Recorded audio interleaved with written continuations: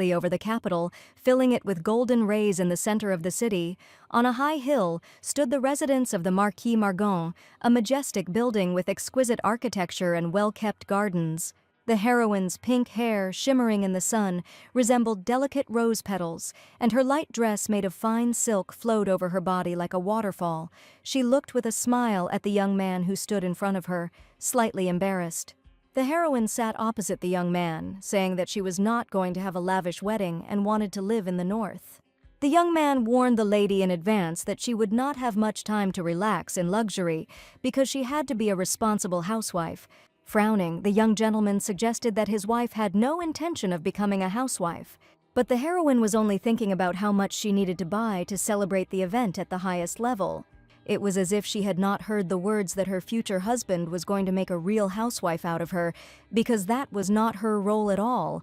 It is not for nothing that they say that the lady is the queen of social life, with smooth hair and clear skin, and it is not surprising that the crown prince quickly fell in love with her. A few days ago, a funny incident occurred in the ballroom of the imperial palace, and one of the high-ranking young men decided to listen to the opinion of a socialite lady and shaved his head bald. The crown prince understood that one could not fully believe the rumors, but perhaps some of them were still true. Outwardly, the girl was quite suitable for the role of an ideal socialite, and the prince was extremely captivated by her beauty. After discussing important details, the heroine admitted that she agreed to marry the prince. Considering this a wise decision, the young man stated that people could not refuse anyway because of the contract. The prince was completely confident of his victory, but suddenly the heroine asked who told him that she was going to marry him. And what was his surprise when the lady said that she was going to marry not him at all, but his great father. This story began too long ago, and it all happened approximately 300 years ago. One day, the hero's ancestors decided to make a contract. If any of them ever had descendants, they would definitely be engaged. It was just a joke promise from the old people, but the problem was in the paper itself on which the contract was signed. It was magic paper, and even if you burn it in your head or throw it into the deepest sea. She still returned back to her place, and no one could destroy the contract because it made no sense. The prince told the lady about an important point, because if the contract was violated, a terrible misfortune would befall the family. The originally timid heroine would have succumbed to Gilbert's pressure and would have agreed to his proposal of marriage. But the modern world's Mrs. Kim was completely different, because she already knew how this story would end, and long ago there had been Gilbert, the eldest son, who had been stopped by the Grand Duke, but the second son, Rayhan, was alive. Rayhan had a kind heart and a talent for great magic, and he became the main character of this novel. The envious Gilbert was overcome with a sense of inferiority, and he always hated the boy because he was sure that all the glory would belong only to him. It was Gilbert who became the main villain of this novel, and he only dreamed of destroying the young man in order to take his place. Only 1 year passed before Gilbert took as his wife the daughter of a noble and honorable family. Yes, that's right, and the unfortunate woman who became the villain's wife was the heroine Maevia. Her family was on the verge of bankruptcy due to a series of bad investments, and the heroine could not refuse the threat of Gilbert, who decided to take advantage of the family contract.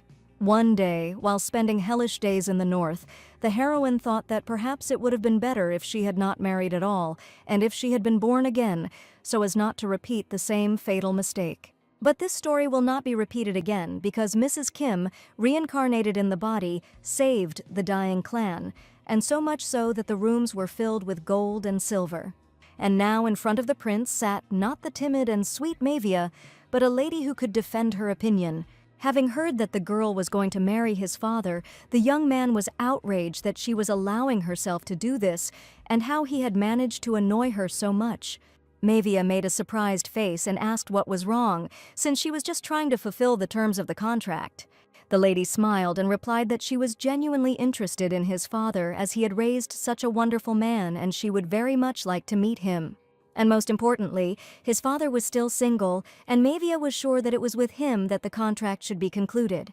She asked the prince to look at one point where it was stated that there was no limitation on age, social status, or other factors. Although the prince carefully looked through the entire contract, he did not notice that there was actually something like that there. Not understanding what this woman wanted to get, the young man became indignant because everyone in the empire knows that the Grand Duke is an old man. The prince asked what she wanted, dresses or jewels, and how greedy she had to be to not be satisfied with the title of Grand Duchess. The prince also assumed that the lady was probably behaving this way because of his origin, and that alone was a significant reason. Mavia had no intention of tolerating the young man's rude behavior and asked the maid to take Sir Gilbert away, even though he had not yet finished his speech. At parting, she asked him to convey her greetings to the Grand Duke, calling the prince his dear son.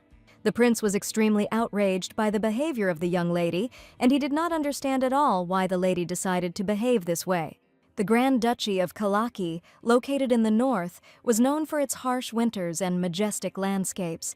The snake, with scales shimmering with all shades of emerald and malachite, slowly wrapped itself around the lion, and its movements were graceful and careful.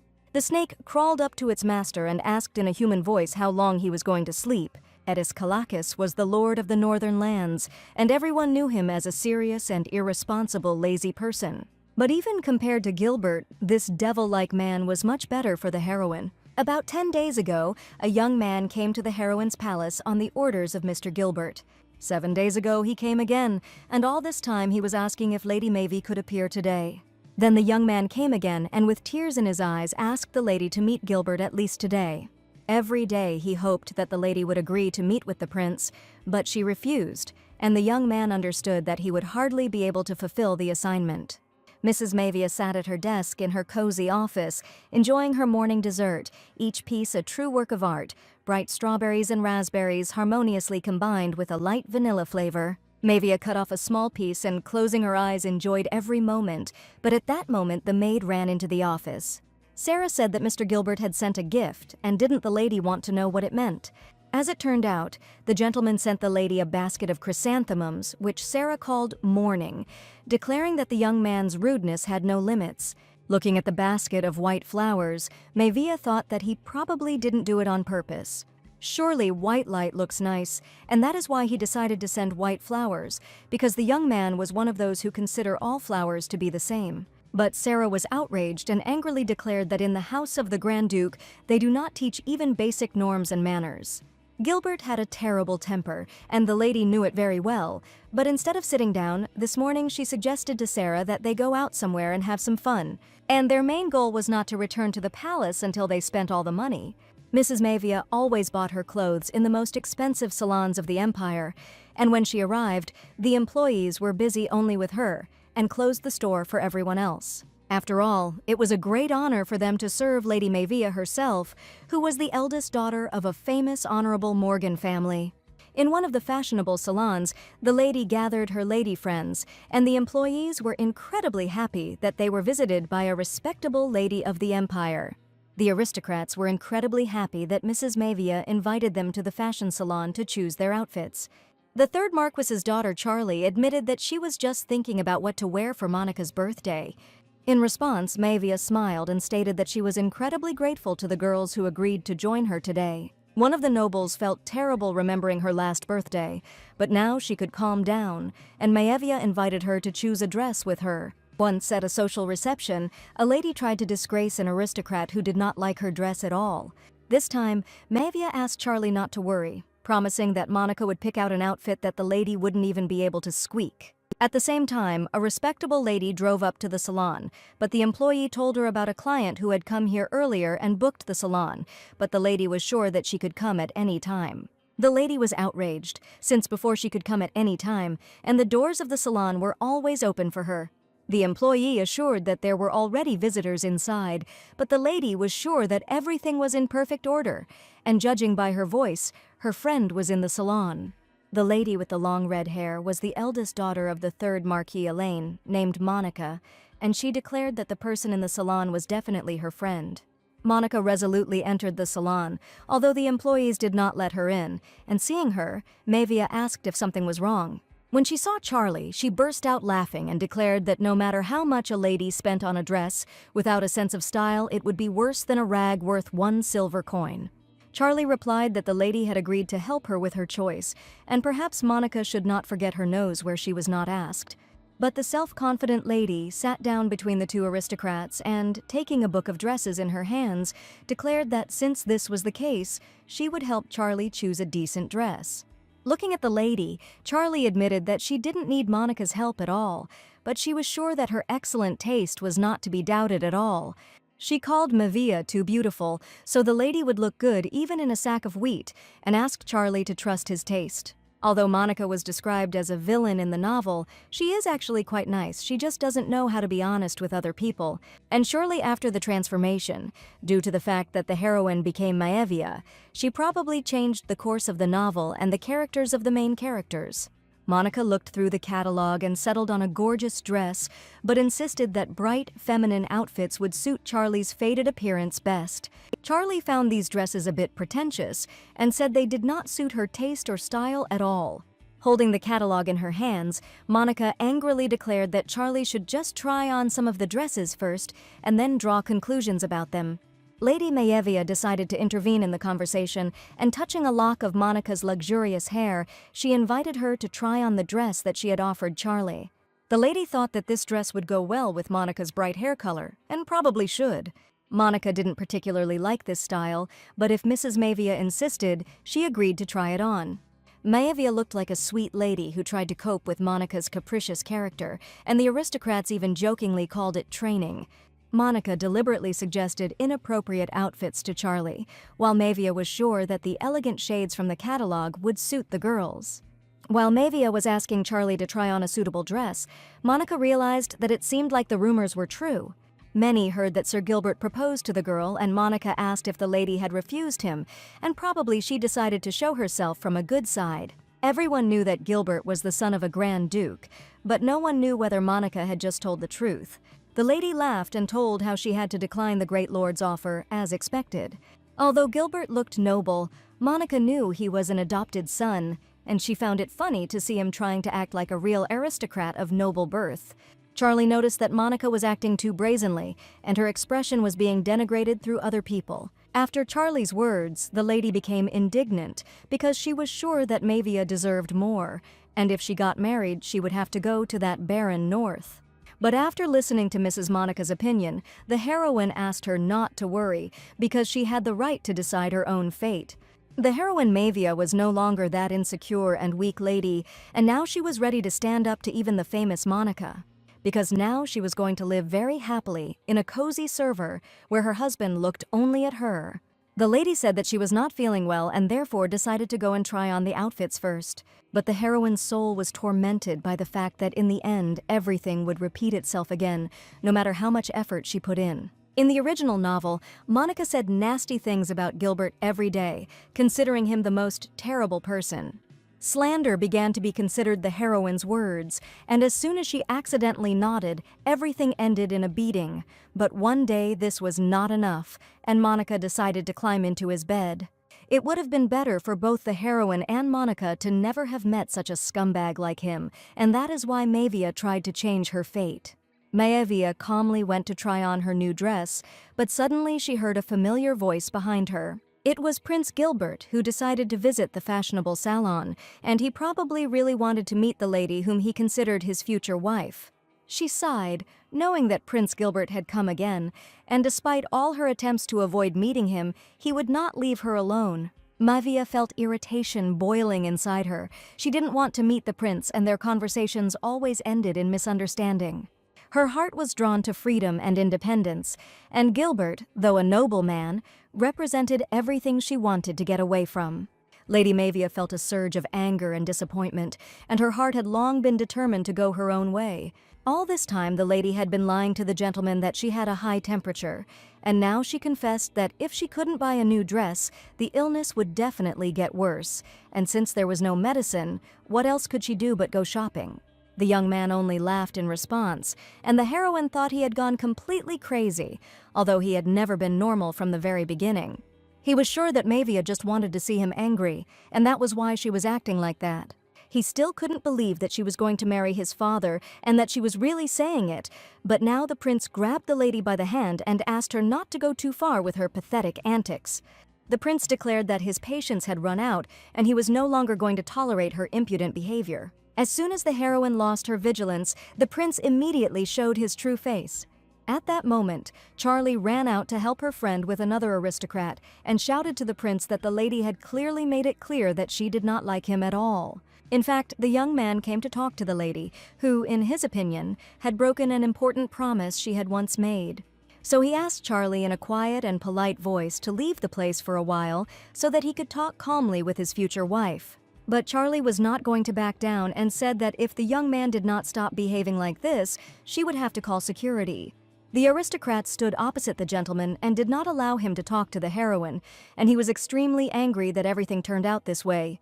The young man had already felt contemptuous glances on himself before, and now Charlie was looking at him exactly like that. His young acquaintances also looked at the prince, and one day declared that he should never dare to come with his nonsense again. The boy screamed that Charlie was looking at him as if he were some kind of insect, so he angrily declared that the fly had no right to look at him like that. It all happened near the doors of a fashionable salon, and local residents had already crowded behind Gilbert, while he shouted that he would be the one who would rule the North.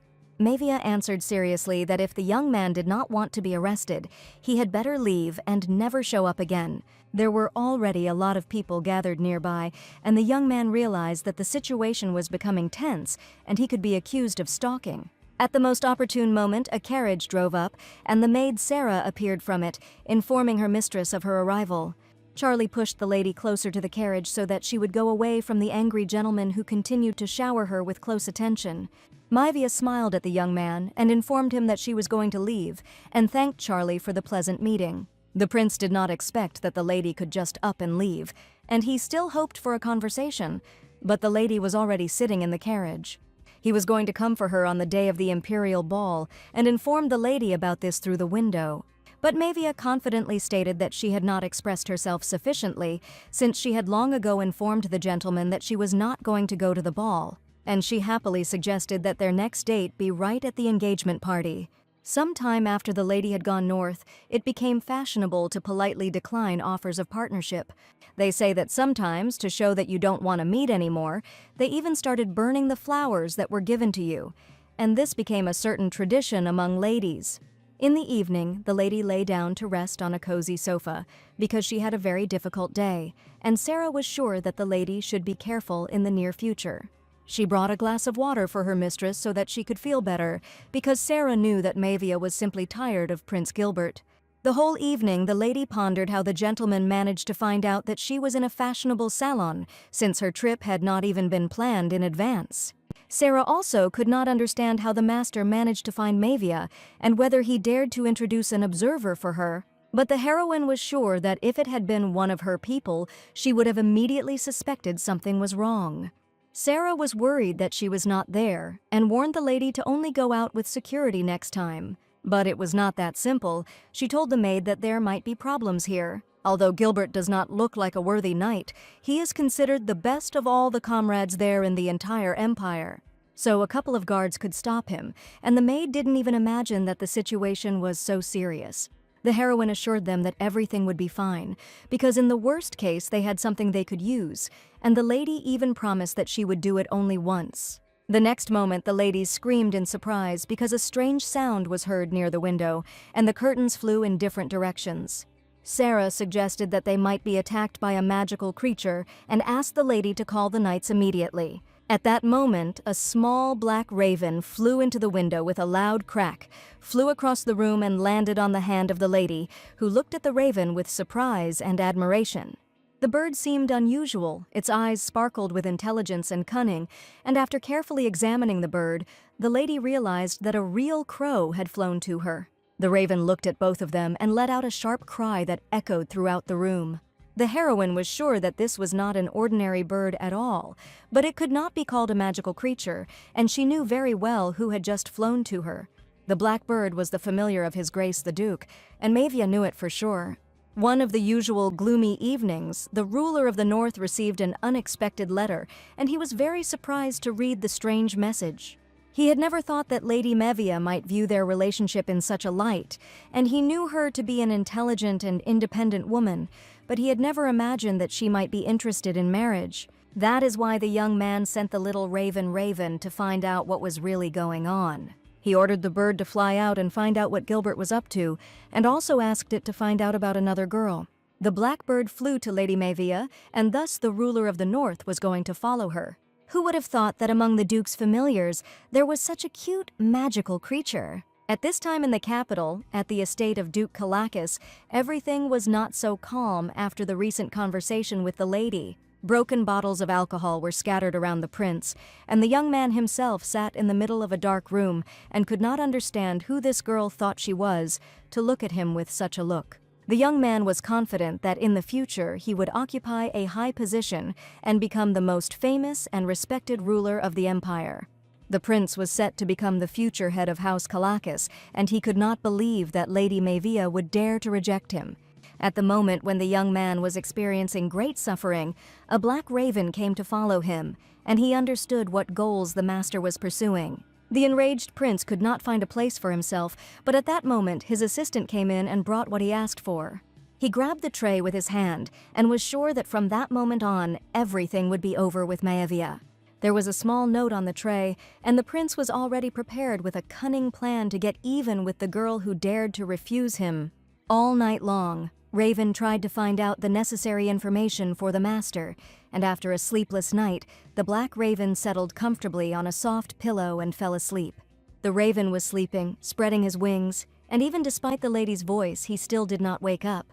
The lady approached the raven sleeping on the pillow and said that it was time for Raven to get up, and only after that did the bird open its eyes. It was clear from Mavia's enthusiastic mood that she was about to go somewhere.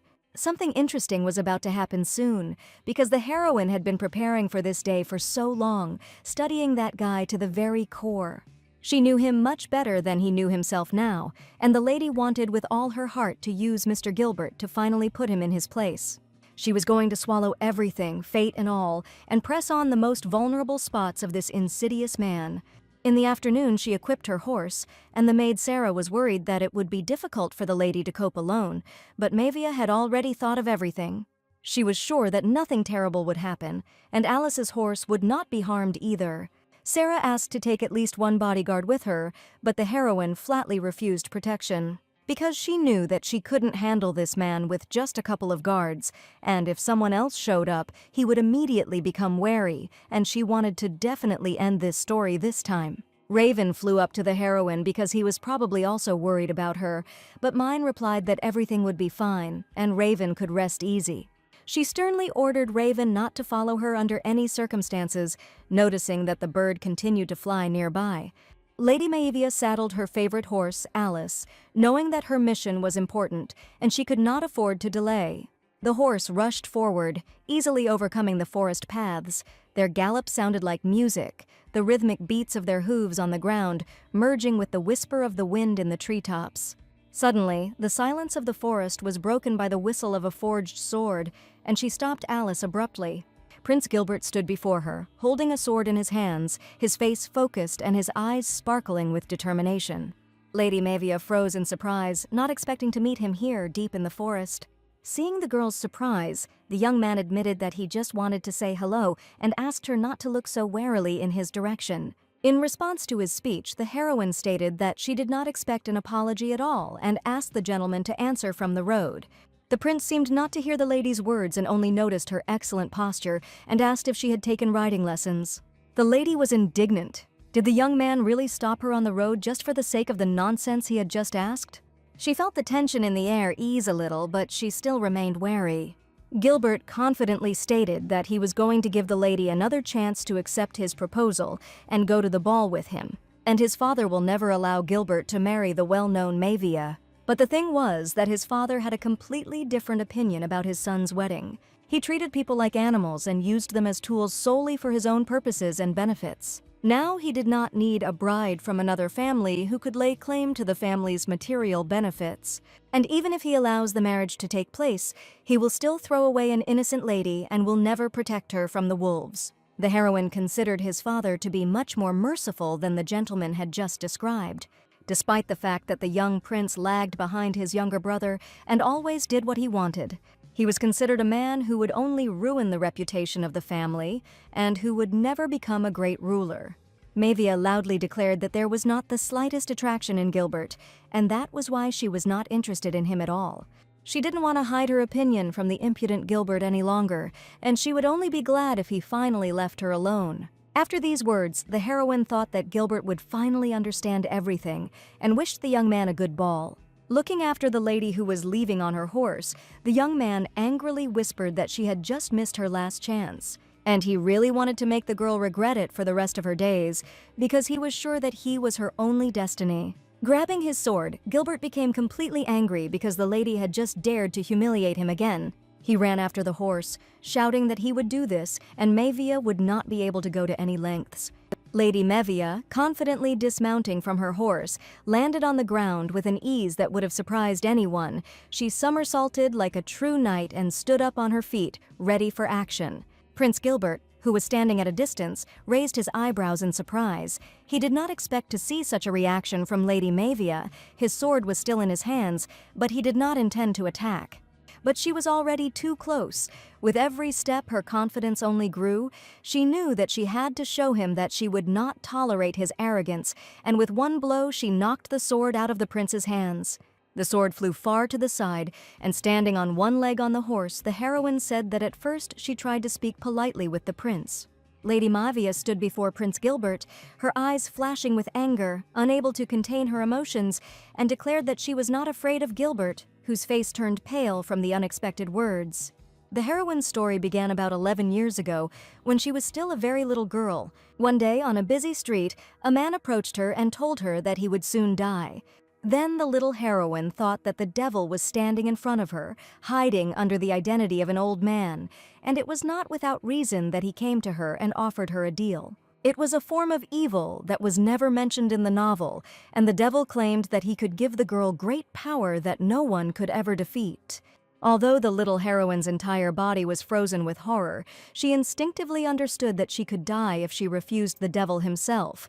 So the girl grabbed the man by the robe and promised that she was ready to make any grave for him. The devil always carried with him a box with vials containing his blood, and he ordered the girl to drink it whenever she needed strength. The devil's blood also had some side effects, and the heroine would only be able to borrow the devil's power for a short time. The little girl was embarrassed by the sight of real blood, but the devil promised to make strawberry-flavored blood especially for her, and for the devil, this man was kind enough. The heroine became a grown-up girl, and with each year her self-confidence only grew, and everyone considered her a real witch. Gilbert realized that Mavia had made a contract with the devil himself, and he didn't know that his words were not a joke at all. The prince called the girl a vile coward and ordered her to return so that he could report everything to the imperial family. After his words, Mavia laughed even harder, and the young man was about to report that a weak lady had attacked him in the forest, and probably no one would believe him. And even if he were an emperor, he would definitely believe a weak lady, and the heroine decided to take advantage of this. Prince Gilbert gritted his teeth as he watched Lady Mavia's antics, her anger and stubbornness beginning to irritate him. But for some unknown reason, the prince felt a power from her that was similar to his father's, and most likely even more powerful than his. All this time, Raven watched the heroine and transmitted information through a magic ring that could show an image. And Raven wasn't the only one watching her, and right now the ruler of the North was looking at her calm face. Looking at the girl's behavior, the young man thought that she probably predicted his every step. While Mavia was laughing at the angry prince, at that moment Gilbert's friend named Cullen Turner rode up to them. He greeted the lady politely and told her that he was Gilbert's best friend. Approaching his friend, he asked what had happened because the prince had promised that he would simply talk to the girl, and opposite her on a horse sat this very Mavia. He laughed and asked to forgive his friend's rudeness, noting that the girl's riding position was very original. At this moment, the lady was sitting on one knee on the back of her horse, and her saddle was completely on the other side. The sun slowly enveloped the girl in a pink light, and the lady, sitting astride her horse, ordered her to move forward. All this time, Sarah was eagerly awaiting the return of her mistress, and she began to worry when she saw the lady return, who still managed to get hurt. Looking at her leg, the heroine was surprised because her shin was very swollen and red, and it was painful for her to move her leg. She even joked that it seemed that demon blood did not increase stamina, and the maid was worried, and in this situation the mistress would not be able to get to the imperial event, which she was so looking forward to. They say that not only the prince but also the emperor himself will be present at the ball, and the event was supposed to be very luxurious. The heroine admitted that she was not sad about this at all, and that she did not have a partner to go to the ball with, and Sarah promised to give the lady a compress every day. Raven's black raven finally returned and cawed loudly to get his mistress's attention. Since Raven should have seen her earlier, she knew that she looked absolutely stunning when she attacked the prince, and if the Grand Duke saw it, he would definitely fall in love with her. Raven sat on the dresser and angrily tapped his beak on the letter, which the lady probably hadn't noticed. The lady looked at the bird, which continued to peck at the envelope, and asked if the black raven wanted to eat. Sarah said that an invitation had arrived from the imperial palace, and it seemed that Raven also wanted her to go to the ball. The raven actually began to caw throughout the room, and Sarah begged the lady to go to the ball and have a good time there. When the maid realized that the mistress was not going to go to the ball, she almost cried from disappointment. She was sure that it was worth looking at Gilbert, who would probably try to look as good as possible, but the heroine admitted that the person she really wanted to see was unlikely to come to this event. In the novel, the Grand Duke came to the capital only once. Even when his second son was in danger, he did not come. And today Mavia realized that it was very difficult to interest the Grand Duke. Mavia decided that next time she should probably try to hurt herself so badly that Gilbert himself would be forced to call the Grand Duke. Early in the morning, the maid helped the heroine get ready and put on a cute dress so that she could meet her parents for a family dinner. Inside the palace, there was a cozy atmosphere. Dishes with exquisite treats were laid out on the table, and her parents were sitting around waiting for her arrival. Waiting for the heroine at the table were the Marquis and Marchioness of Morgan, who were Mavia's parents, and judging by their faces, they were not at all pleased that their daughter was late for the family dinner. The lady sat down next to her mother, who asked if everything was okay with her daughter lately.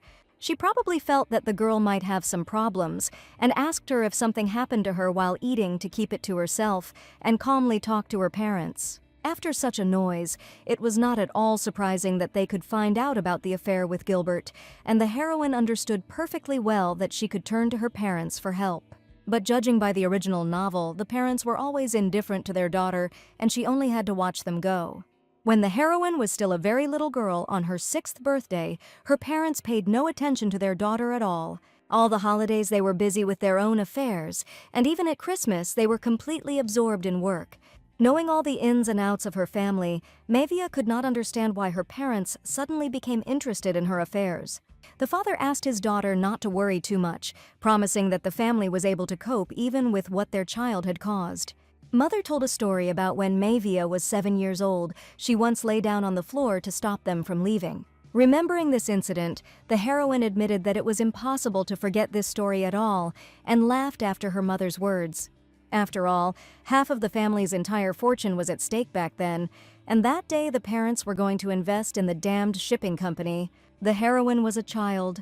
At 7 years old, she could not convince her parents with logic, so she made a scandal, which she is even a little ashamed to remember. The parents recalled this incident with a smile because their daughter always stayed with the child for them, despite her age.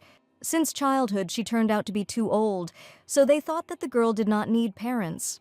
But this was not the case at all, and the parents were at their wits' end because they did not understand how to behave with a 7-year-old girl who constantly demanded their attention.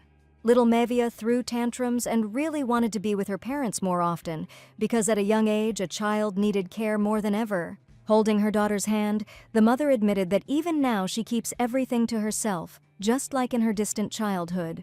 The heroine wanted to change the fate of the family, but she never believed that she could change the atmosphere in the family, and now she realized how deeply mistaken she had been all this time. The parents asked if their daughter had found a partner for the ball, and the father jokingly suggested that they go together, holding hands as before. Mavia told her parents that she wasn't planning on going to the ball at all, so she didn't need a partner at all. All this time, Raven the raven was nearby and suddenly began to fly right over the dinner table, and the daughter asked her parents for forgiveness for the nimble prankster. The father asked his daughter if she knew this bird, and she said that it was her favorite pet. The heroine's parents were very vigilant, and she was most afraid that they would realize that this raven was a magical creature.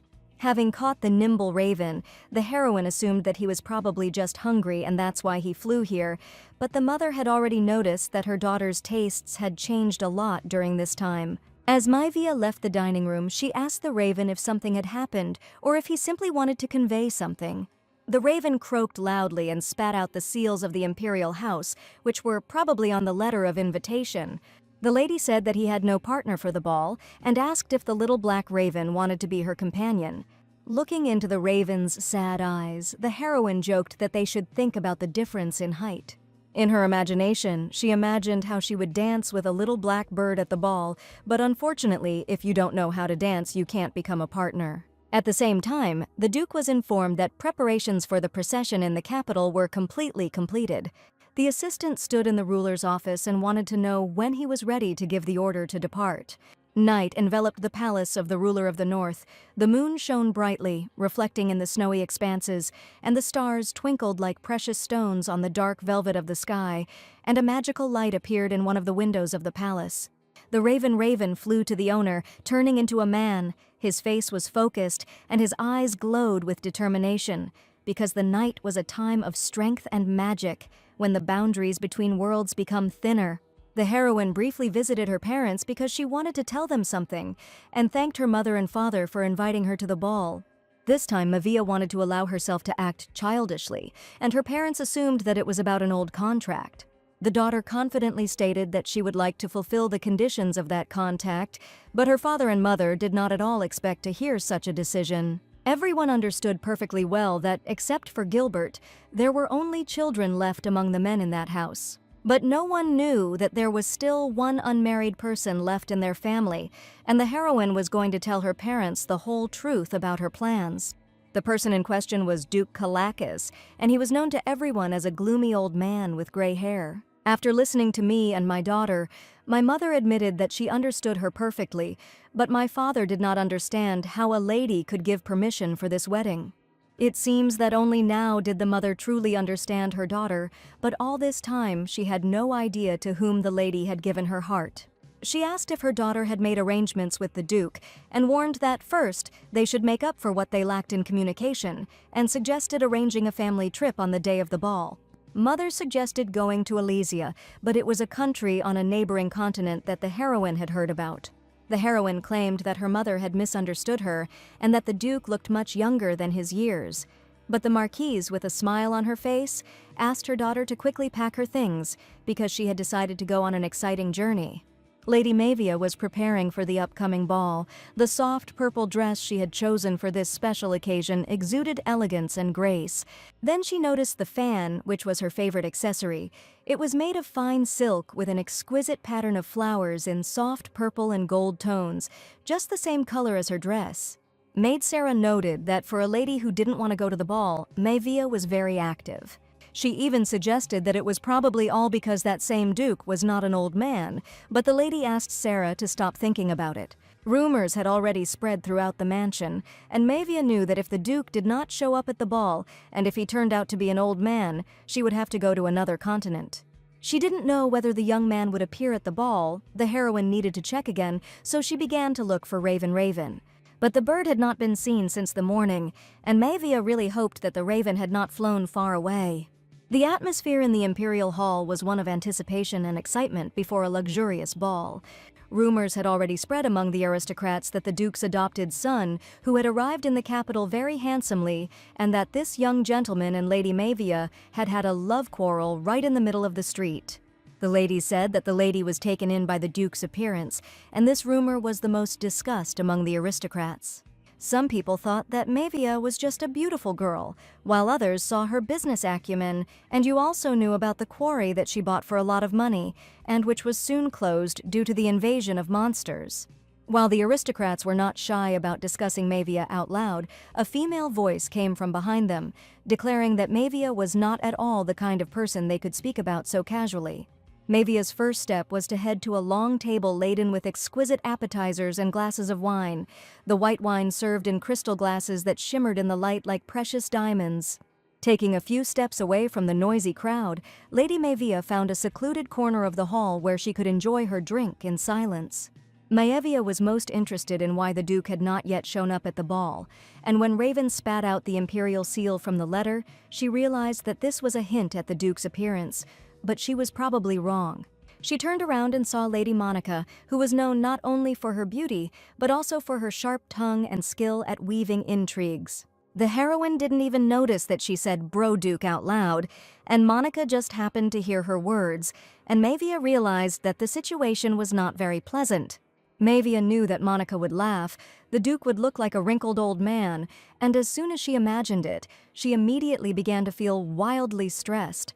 But Monica came with a completely different question and wanted to know why the lady was not responding to the letter she had recently sent. Not understanding what letter was being discussed, the heroine admitted that she did not remember receiving any messages from Monica. Monica's indignation knew no bounds. She was sure that Maevia simply did not consider the letter worthy of an answer, although she expected a message from her every day. Lady Maevia held back a sigh. She knew Monica always knew how to catch her interlocutor in a weak spot, and feeling a slight irritation from her words, she still tried to remain calm. Maevia breathed a sigh of relief, knowing she had to be careful when dealing with such a woman. She asked the lady for forgiveness, saying that too many disturbing events had happened recently. The heroine decided to play up the situation, and taking the girl by the hand and smiling sweetly, she admitted that she had lost her temper, and Monica was obliged to forgive her in any case. Pushing the girl away, the lady said that it would be better for her not to do anything for which she would later have to apologize. Monica didn't want to give in to the banal compliments about her beauty, but Maevia didn't even say a word about the red-haired lady's attractive appearance. In fact, Monica did not come for empty talk. She wanted to discuss an important matter that concerned the territory that belonged to Maevia. The conversation was about the stone quarry that the heroine bought 10 years ago, which is still teeming with terrible monsters. Since Monica supported the researcher who studied these monsters, she asked if Maevia could sell her these lands. After listening to the question, Maevia admitted that it was probably impossible, but Monica was sure that this land was completely useless for the lady. She only wanted to take care of Maevia's honor, but suddenly the butler's voice was heard, announcing the arrival of Mr. Gilbert. The aristocrats and guests, dressed in their most luxurious attire, were gathered in the hall, discussing the latest news and anticipating the evening's entertainment. And as soon as the prince's arrival was announced, all the guests prepared to see him. All eyes, full of admiration and delight, were directed towards him. Gilbert was the embodiment of elegance. Tall, and his uniform, decorated with gold embroidery, emphasized his stately figure and gave him an aristocratic grandeur. However, in the midst of this sea of delight stood Lady Maevia, who watched what was happening with displeasure. She couldn't understand why everyone was going crazy about Prince Gilbert. His charm seemed superficial to her, and his manner arrogant. The aristocrats, as if enchanted, began to whisper among themselves, discussing his appearance and dreaming of attracting his attention. Maevia didn't even have time to notice how Lady Monica headed towards the prince and, smiling broadly, approached him to express her respect. But what was Maevia's surprise when she realized that Lady Monica and Gilbert knew each other, and they had definitely seen each other before. As the prince approached the ladies and began exchanging pleasantries with Monica, who was renowned for her beauty, Maevia felt a surge of irritation. Maevia tried to quickly approach the prince, and taking Lady Monica by the hand, asked him to continue their conversation about an important matter. Lady Maevia was the only woman in the room who did not succumb to his charm, and this only fueled his interest in her even more. Upon seeing her, the young man immediately paid attention to her, and in front of the aristocrats, greeted the lovely lady and said that he was glad to see her in good health. She decided to stay true to herself and her beliefs, even if it meant standing up to every other aristocrat in the room. Therefore, she was not at all embarrassed to answer the prince as she saw fit, after which the young man called her very witty, because she did not want to communicate with him at all, even despite his high title. The attention of the aristocrats was drawn only to the prince and the lady, who insisted that she had nothing at all to talk about with the young man. She was sure that Gilbert could talk about her power as much as he wanted because no one would believe him anyway. Unexpectedly, the prince declared that he would never defame the honor of a respected lady, and with these words, the prince suddenly dropped to one knee right in front of her. There was a murmur of surprise and admiration in the hall as the prince openly proposed marriage to Lady Maevia. It was hard to refuse a public offer, and the prince understood that even if the lady refused, she would still not be able to marry her father, and she would have no choice. The next second, the young man took out a precious box from his pocket, which contained an engagement ring with a luxurious pink stone. She knew that a refusal could cause a storm of discussion among the aristocrats, but she could not allow herself to give in. At that moment, she stepped forward and poured red wine directly on the prince's head. There was complete silence in the room, wine running down Gilbert's face, his eyes widening in surprise and shock. The prince slowly raised his head, seeing the bottle in Mavia's hands. Her action became a topic of discussion for many evenings to come. Lady Mavia had challenged Prince Gilbert himself, and had done so with grace and dignity. At this time, the venerable gentleman met with a man whose invitation he decided to respond to. The young man was curious about who the current king was, and judging by everything, not much time had passed since their last meeting. It all started about 15 years ago, when one day a young master became outraged that the North was ignoring the imperial orders. Only the North could control the demonic beasts, so the ruler was sure that the North should not be touched under any circumstances. He turned to the young gentleman and asked his son to listen carefully to his father, whose opinion was of the utmost importance to him. There were many rumors about the ruler of the North, and the king himself knew very well what kind of person he was. And everyone knew that the ruler of the North was not an ordinary person, like all people, and in his soul were kept many secrets connected with real magic. The aristocrats at the ball froze in anticipation of a reaction. Some suppressed laughter, some whispered words of surprise. Holding an empty wine bottle in her hands, the heroine said that she was probably mistaken in her surprise and thought that it was just a dream. The prince shouted that this was the most pathetic excuse, and he could not believe that a mature lady dared to do this in front of all high society, and asked the aristocrats to admit that the girl had acted too rudely at a formal event. But after the prince's statement, everyone realized that the wedding proposal was one-sided, and Gilbert was simply unrequitedly in love. For Mavia, it was a moment of triumph, believing that true strength lies in the ability to remain true to oneself even under pressure. The prince was left standing in the middle of the hall with a wet head and the realization that her game was just beginning. He probably should have been more selective about who he approached, and Lady Mavia turned out to be far from a timid lady who couldn't stand up for herself. The Lavan Empire had a huge territory, and by taking away the sea trade, the king's power was suddenly shaken. After this, power passed to 3 wealthy families who were chosen as mediators to rule. These were families of titled aristocrats, and the first of them was the Marquisate of Elaine. The next family chosen to rule was the Marquisate of Morgause, which was renowned for its outstanding knights. And the last family chosen to rule the empire was the Marquisate of Margona, and it was in this family that the heroine Mavia was located. Among them, the Marquisate of Margon was a family known for its outstanding qualities, which also meant that in the event of a conflict, the likelihood of guilt lay with the opposite side. At that moment, the heroine remembered the words of her parents, who warned that if anything happened, their daughter could turn to them for protection. Observing the scandal that had occurred at the ball, a young man approached the prince and asked the lady to think about Gilbert's reputation, perfectly understanding her feelings. It was Baron Cullen, who probably wanted to stand up for Prince Gilbert in front of the aristocrats. But the heroine confidently declared that the rope that the Baron was holding onto would not save him in the future, and the young man should act wisely. This event was the most unpredictable and the most discussed at the ball, while Gilbert stood in the center of the hall, covered in wine. He stated that there was no one sane here or in the North, referring to all the aristocrats present. Despite the enraged prince, disgraced in front of high society, the heroine continued to laugh in his face. At that moment, an advisor approached the girl and said that His Majesty asked to meet with the lady personally. Surprised, the lady asked again if the young man had made a mistake, since she had not planned any meetings at all. Lady Mavia's heart beat faster. She knew that this invitation could not be simple. The lady nodded in agreement and followed the advisor. A violent storm broke out outside, rain pouring down and lightning tearing the sky apart. Mavia felt uneasy in the gloomy surroundings. Every step brought her closer to meeting the venerable gentleman, and she could not get rid of the strange feeling. The atmosphere was becoming increasingly tense. The young man looked neat, but for some reason that evening his face was distinguished by being pale to the point of blueness. the heroine decided to stop and ask Mr. Advisor why His Majesty had so unexpectedly requested a meeting. The advisor was very worried and admitted to the ladies that he could only tell them one thing. According to him, the heroine had been bringing trouble upon herself all this time, and Maivia was very surprised when she heard these words. Lady Maivia felt a tremor inside her. The storm outside the window seemed to symbolize the emotions and conflicts that raged in her heart.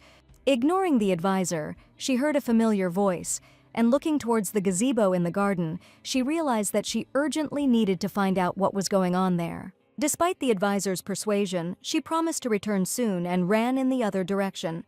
There were two people standing in the gazebo, and a lady in a white glove carefully wiped the red wine from the prince's face. The aristocrat allegedly worried that the prince was very offended by the girl's cruel act, which happened in front of everyone. This girl was Lady Monica, and the prince did not understand why the lady decided to help him in a difficult situation. He understood that the support of an aristocrat could not be ordinary, and the girl was probably pursuing her own goals. Monica insisted that she was helping the prince only because she understood his angry state perfectly well. The lady said that she didn't really like Maivia at all, but unfortunately she didn't know that the girl was standing right behind her. Monica told the prince that once she even wanted Maivia to do worse than she did, and sometimes she even wished misfortune on the girl. The heroine did not know whether to ignore the situation, because if she left, it would no longer be an inappropriate relationship, and perhaps the heroes would live happily as a harmonious couple. However, she didn't want to let Monica get away with it any longer, and decided that that was enough.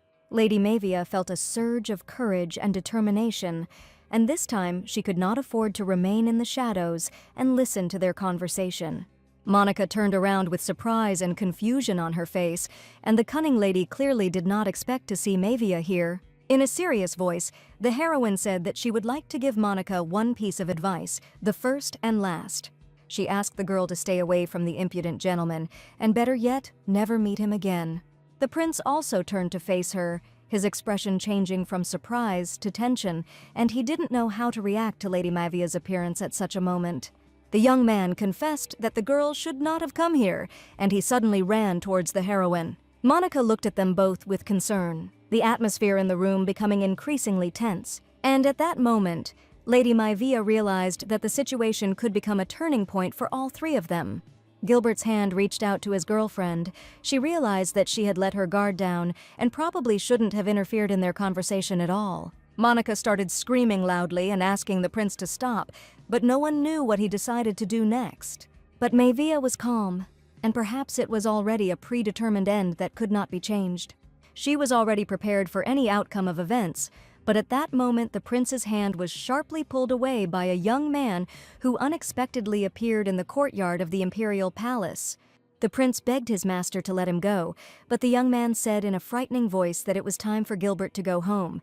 None of them expected to see the ruler of the north here, and a young man with pale skin, dark hair, and bright blue cold eyes appeared before them. The descriptions of the Duke throughout the story were quite strange, and it was known that the young man was strong enough to subdue ferocious monsters with ease. He hardly ever left his chambers, and very few people saw him, and those who had even once seen the Grand Duke could not open their mouths. In the long corners of the eyes, as if in the strokes of the devil's brush, there was hidden an extraordinary seductiveness, and this description from the novel is quite sufficient. The Duke's unexpected appearance made her cover her mouth with her hand, because no one expected the honorable gentleman to be here at this time. The prince pleaded that the whole situation was a complete misunderstanding, and for some reason called the Duke his father. But Gilbert had already been captured by the guards, and he was screaming for the guards to let him go, and his father was allegedly incredibly merciless only to him. Everyone knew about the Duke's reputation for being harsh and merciless towards those who did not live up to his standards of honor and dignity. All this time, the king was watching what was happening from behind the bushes, and turning to Maivia, he asked her for an important favor. It was he who arranged the meeting with the Grand Duke, and that is why the king asked the girl to tell the master that he left first. This meant that the Grand Duke had personally ordered his adjutant to call Lady Maivia, and she had only just learned of it. The king felt his heart beat faster. He knew that his actions could cause discontent among many, but he did not expect such a sharp reaction from the Duke. The ruler of the north had great power, and even the king himself was afraid of this influential man. Therefore, he quickly ran out of the bushes so as not to meet the cold gaze of the young man, whom everyone was incredibly afraid of. The butler offered to escort Lady Monica, who was very upset by everything that was happening. Suddenly, Mavia and the Duke were left alone, and the lady felt the venerable gentleman's gaze on her for the first time. Sure, the boy looked like the biggest villain, but he probably wasn't so scary that he would run away at the first meeting. And no matter how much the heroine looked at him, the only thought that was spinning in her head was that this young man was incredibly handsome. The Duke immediately asked why the girl had rejected Gilbert's proposal of marriage, since he seemed to be a suitable candidate for a husband. The Duke was not a man who liked idle talk. He immediately decided to find out why the lady decided to marry him, and he wanted to know the real reason. The heroine knew the answer to this question perfectly well, but now she needed to say something else. She couldn't tell the Duke that she knew of a future in which she had not chosen him. In the original story, immediately after the wedding, Gilbert sent the lady north, and the lady could not resist his opinion. 6 months later, he summoned the lady back to the capital with impure intentions, and then the naive Mavia was only delighted by the offer.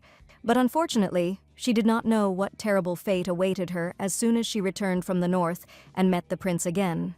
The Duke was sure that Mavia did not need to go to the prince and suggested that she stay in his palace. Then he was the only one who warned the girl of both dangers, but the heroine, on the contrary, was afraid of him. In the original story, the lady did not have a strong character and only cried out of despair. That's why she tried to escape and ended up in the hands of the cruel Gilbert. She was imprisoned in a high tower where the prince mercilessly threw her. But the rulers of the north were the only people who were concerned about the lady and sympathized with her terrible fate. Until the very end, he tirelessly extended a helping hand and really did not want her to connect her fate with the prince. Then the heroine was unable to grab the Duke's hand until the very end and only moved away and was afraid of him. No one understood why the Duke decided to help a defenseless girl, but now the heroine was sure of one thing: if she had taken the Duke then, she definitely would not have faced such a terrible end. Now Mavia knew the course of the affair and was ready to change fate, so when she saw the Duke, she offered to dance together, deciding this time to definitely be with him. The Duke probably didn't even imagine that the girl would ask him to dance at the ball, and it was the first time they had seen each other in their lives. Smiling, the heroine promised to tell about herself during the dance, but of course she had no intention of telling the truth. Now she needed to attract the Duke's attention and arouse his genuine interest in her person, and Mavia was ready to do anything to radically change the course of the plot and make her fate happy. But in response to her proposal, the Duke coldly refused, and the heroine asked if it was really difficult for him to dance and if she could teach him. The young man admitted that this was a troublesome task for him, but the heroine did not understand why he continued to refuse. She was sure that the Duke would immediately agree to dance, but now an awkward silence hung over the heroes. The Duke had just declared his interest in the girl, but suddenly a feeling of laziness overcame his curiosity.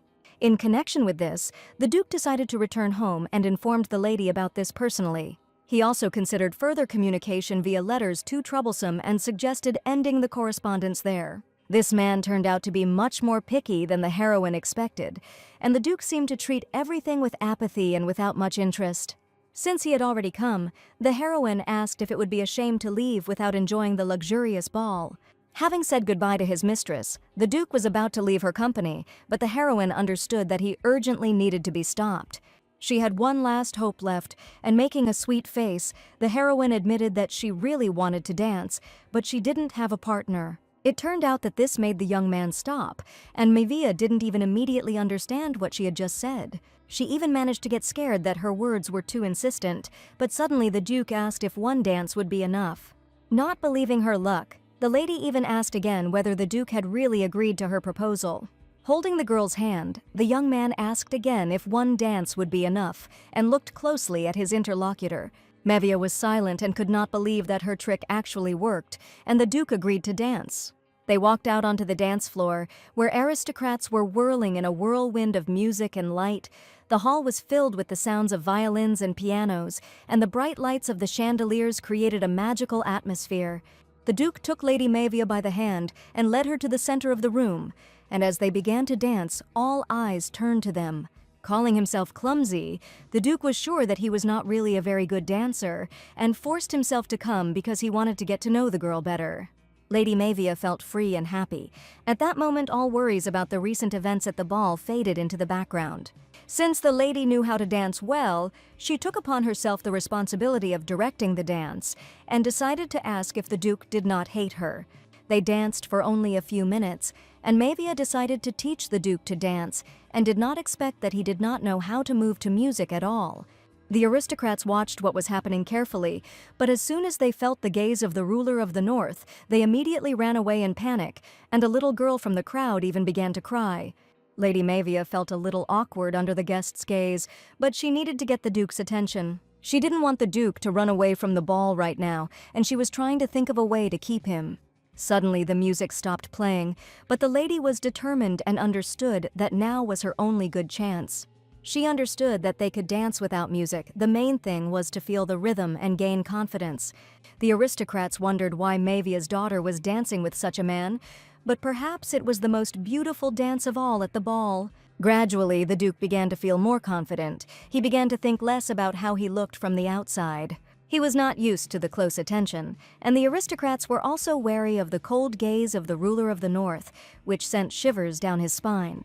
The Duke began to move with her, although at first it seemed more like a struggle with his own body. At that moment, he realized that dance had become more than just a physical movement for him, but an opportunity to be closer to Lady Mavia and share this unusual experience with her. Suddenly, the heroine realized that they were circling in a slow waltz, and the man who had never even entered high society had suddenly learned to dance. In fact, the Duke had never learned to dance, and now he was incredibly glad that his dancing did not look strange. His words sounded as if the young man was born with talent, and smiling, Mavia looked into his eyes. The Duke would never have thought that he would be able to learn to dance right here and now, but now their magnificent dance was being watched by delighted aristocrats.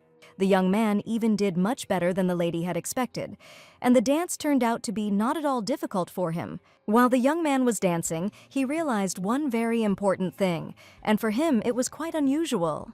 The girl was not only not afraid of him, she openly expressed sympathy towards the Duke, when all the people ran away in horror from his mere glance. Perhaps it was one of her tricks, but this dance made the Duke think for the first time. They continued to dance in a slow waltz, and the young man finally decided to ask a question. The Duke felt that the lady was probably up to something and decided to give in to her prank. After the ball, Lady Mavia returned to her chambers, where a hot bath filled with aromatic oils and rose petals awaited her. She closed her eyes, letting her thoughts drift away from the noisy hall, the sounds of music playing in her head, and images of dancing with the Duke of the North appearing before her eyes. The words that the Duke was ready to give in to the girl's prank still whirled through her head. She was not even embarrassed to ask if the young man really wanted to say that he was going to marry her. This meeting made a strong impression on the heroine, and the Duke promised to meet her next time. And to the questions about the wedding, he answered that they should postpone the conversation until later, at their next meeting. Maevia did not expect the Duke to answer exactly like that, since he himself had recently refused to correspond, and now he had suggested postponing the topic altogether. Looking into the girl's eyes, the young man asked her to wait a little until it was a more suitable time. After these words, he left without saying anything else, and the heroine remained standing in place, impressed by what had happened. That night, the girl couldn't sleep, and she couldn't believe that the Duke could just disappear like that. If he doesn't appear again, then judging by the novel, he will only be able to return in 10 years. Taking the soft toy in her hands and wrapping herself in a blanket, the heroine decided to get some sleep first and then think about this issue.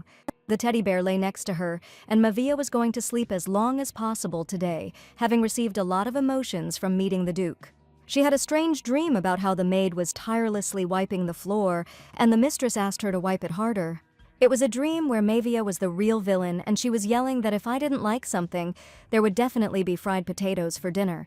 But for some reason, Prince Gilbert was in the maid's costume, who asked that he not be given potatoes under any circumstances. And this dream was too strange. After such a stupid dream, the heroine felt sick, and her nausea was not at all due to alcohol. The maid even suggested that the lady go out later and brought wet wipes with her. The sun was just beginning to rise outside, and Maevia didn't understand why she should meet someone at such an early hour. As it turned out, Duke Calacus was waiting for the heroine in the hall, and he arrived very early in the morning for a special meeting. Since the girl could not sleep half the night, in the morning she felt completely exhausted and was not ready to see anyone. Therefore, when she came out to the Duke, she suggested postponing the meeting if this visit was not so urgent. She did not understand why the young man was silent, he left yesterday, and why he returned in the morning, and she only felt very tired. Without even greeting him, the Duke uttered only one word, and that word was his name, Edis. He asked to call him that and to switch to informal familiarity, but the heroine admitted that her language can be harsh, and she usually speaks in a respectful manner. Then the Duke saw no other choice, since the heroine was not going to fulfill his request. He quietly snapped the fingers of his right hand, and the heroine eagerly awaited what might happen next. To her great surprise, a huge blue magic circle appeared above the girl's head, which appeared with a snap of the Duke's fingers. Frightened, the lady thought the Duke was going to get rid of his future wife, thereby revealing the contract. 2 sheets of paper with golden patterns suddenly appeared from the magic circle.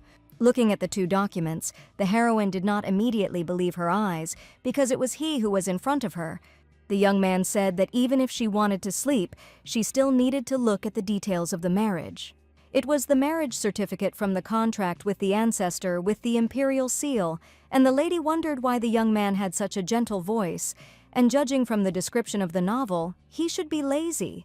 She had the feeling that the Duke was not persuading a person, but a cat or a dog, and perhaps this was because he had supernatural powers. Looking at the certificate, the heroine said that next time the young man should warn her before disappearing. If he did that again, she was going to say some nasty things, but the Duke decided to just happily accommodate his wife's wishes. They sat opposite each other, and right now the fate of each of the heroes was being decided. Thinking ahead to the future, the young man admitted that he was going to divorce her soon, and Mavia should be ready for this. In response, Mavia smiled and said that she would only get a divorce if the young man turned her life into a living hell.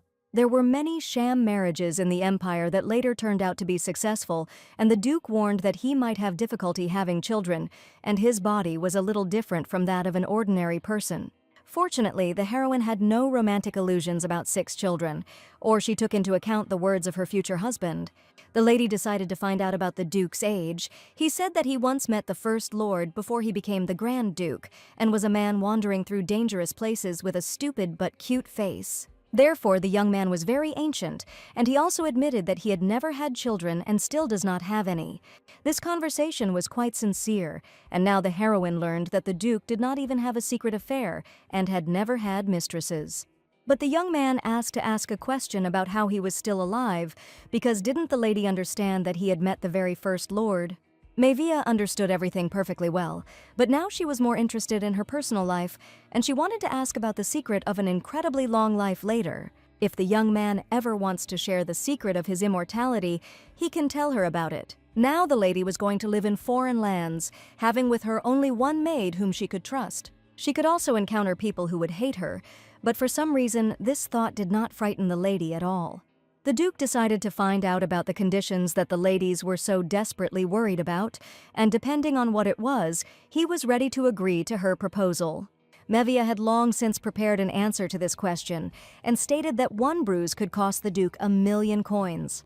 Minor injuries cost 1,000,000 coins, burns will cost 50,000,000 coins, and fractures or amputations may be completely beyond the Duke's means. Also, a clause about death was added to the marriage certificate, and the heroine laughed and asked if the young man was ready for this. She pointed to a point in the document, but the Duke's gaze began to become tense. The Duke sighed, and was surprised at the terrible opinion the heroine had of his lands, which she had never even visited. Perhaps her words sounded funny, and what great heroine could suffer while living in a grand duchy? The lady was not an ordinary duchess, and in the future she was going to take over a place that had remained vacant for too long, and perhaps someone might like the unplanned arrival of a new power. Mavia was one of those who prepared for all possible outcomes of a situation, and that was why she asked the Duke to think of it as insurance. But the Duke did not know that the real reason was a little different, and at least Mavia's words were only an excuse. Gilbert Calacus was also heading north, and the heroine knew that when she arrived. Then she will arrive at the very time when Gilbert will be surrounded by a pack of his faithful dogs. Even if she was going to play by the rules, it didn't guarantee victory. The Duke suggested that if the girl was scared, she could take someone with her, and he was willing to allow every last soldier from the family's personal army to be taken. At first the girl seemed very brave to the Duke, but now she looked more like a frightened little rabbit. Placing the certificate on the table, the lady stated that the Duke could sign it first if he agreed to all the terms of the marriage. She deliberately got up from her chair and moved the document closer to the Duke, and at that moment she found herself very close to him. She noticed a rare shade of purple in the young man's eyes, and his eyes were like summer blooming cornflowers. The Duke's gaze reflected a sparkle like that of a shining violet star in the depths of a dark blue ocean. After these words, the heroine noticed that the young man became embarrassed and found his expression quite cute. Finally, the young man asked if the girl was definitely not afraid, and at that moment he was speaking specifically about himself, and not about the land or the wedding. The beautiful people did not frighten the heroine at all, and the young man asked if she really did not want to add any new conditions. He agreed with all its points and signed the marriage contract, and now it was Mavia's turn to pick up the pen and ink. The heroine signed the marriage contract anyway, and after her signature the paper suddenly caught fire and it looked like real magic. She knew about the document's subsequent combustion after signing, but she had never seen it in person, and this spectacle felt completely different.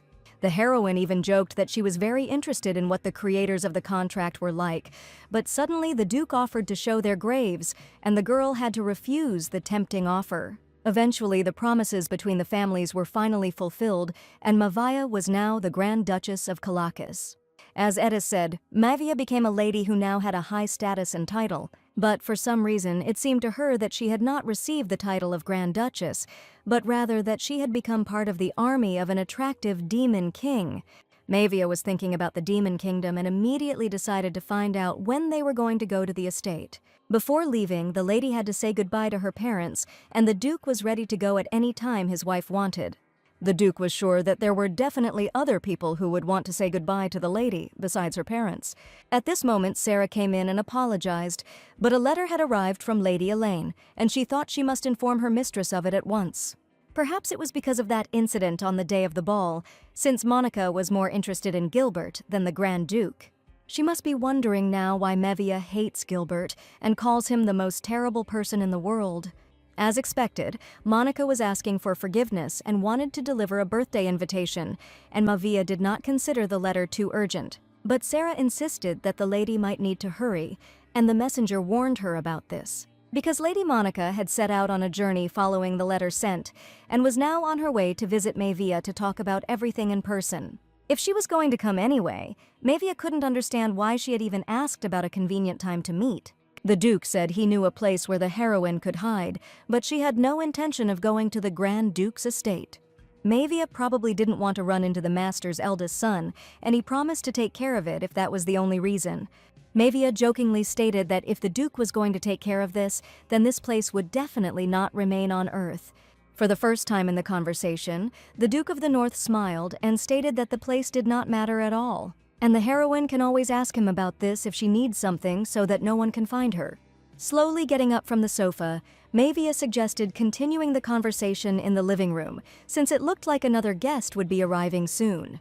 The young man smiled and said, looking at the girl's cute nightgown, he was very interested in what her everyday clothes looked like. Mavia didn't immediately realize what was wrong with her clothes, but as soon as she looked in the mirror, she wished it was all just a bad dream. Until now, she had been wearing a nightgown all this time, so she immediately asked Sarah to help her get ready as quickly as possible. She was so noble, it seemed she could change the currents of air. If she became a great duchess, all the glaciers of the world would melt before the goddess of spring. After the ball, the prince's life changed incredibly, and everyone still laughed at the situation that had happened. People told each other how Lady Mavia had refused the gentleman when he proposed marriage to her. The ballroom was in complete chaos. Lady Mavia was dancing with his lordship, and no one could understand how such a beautiful flower could get involved with the Duke of the North. Everyone was sure that it would be better if she married the second master, the one who was more than a century older than her. The two young men discussed the matter, and one of them wondered if someone so fragile and innocent could bear a relationship with a duke. The prince felt angry all these days, and it seemed to him as if everyone around him had gone mad. As soon as the prince heard Mavia being called fragile and innocent, he found it so funny that he simply couldn't help but laugh. He asked the hero. He probably wasn't interested in who she really was, and the principal could tell everything about the new Grand Duchess in detail. But the young men seemed not to hear his words, and the prince was indignant. Were these people really ignoring him now? In any case, it was time for them to leave, because no one knew when his lordship would decide to return. They were going to hide Gilbert from the sight of his lordship and Mavia, and disguise him well. Before leaving, the prince said that he wanted to say goodbye to his friends, and this was a very important condition. The young man even laughed. Could the prince really have friends? And could someone seriously be friends with such a fool? Gilbert screamed, "How dare he talk to his master like that? And probably this young man is just blind and does not understand anything." But in response to this, the young man asked them to watch their language, because the master for them was not the prince at all, but the great Duke of the North. Gilbert needed to stop making a fuss, but the boy loudly declared that they probably hadn't come to their senses and that the disobedient dogs needed to be trained. And even if the young men were elite knights, Gilbert was sure that nothing terrible would happen if their blood was spilled right now. But if Gilbert's father found out about this, it would not be easy. The young man could not allow himself to be treated like this, and took out his sword to pay off his offenders. As soon as he took hold of the hilt of the sword, everyone around felt a terrible stench, and the knights laughed. Was it really this friend with whom the prince wanted to say goodbye? Gilbert felt disgusted, laughed at and looked down upon by the knights after his sword somehow ended up in the stinking mud.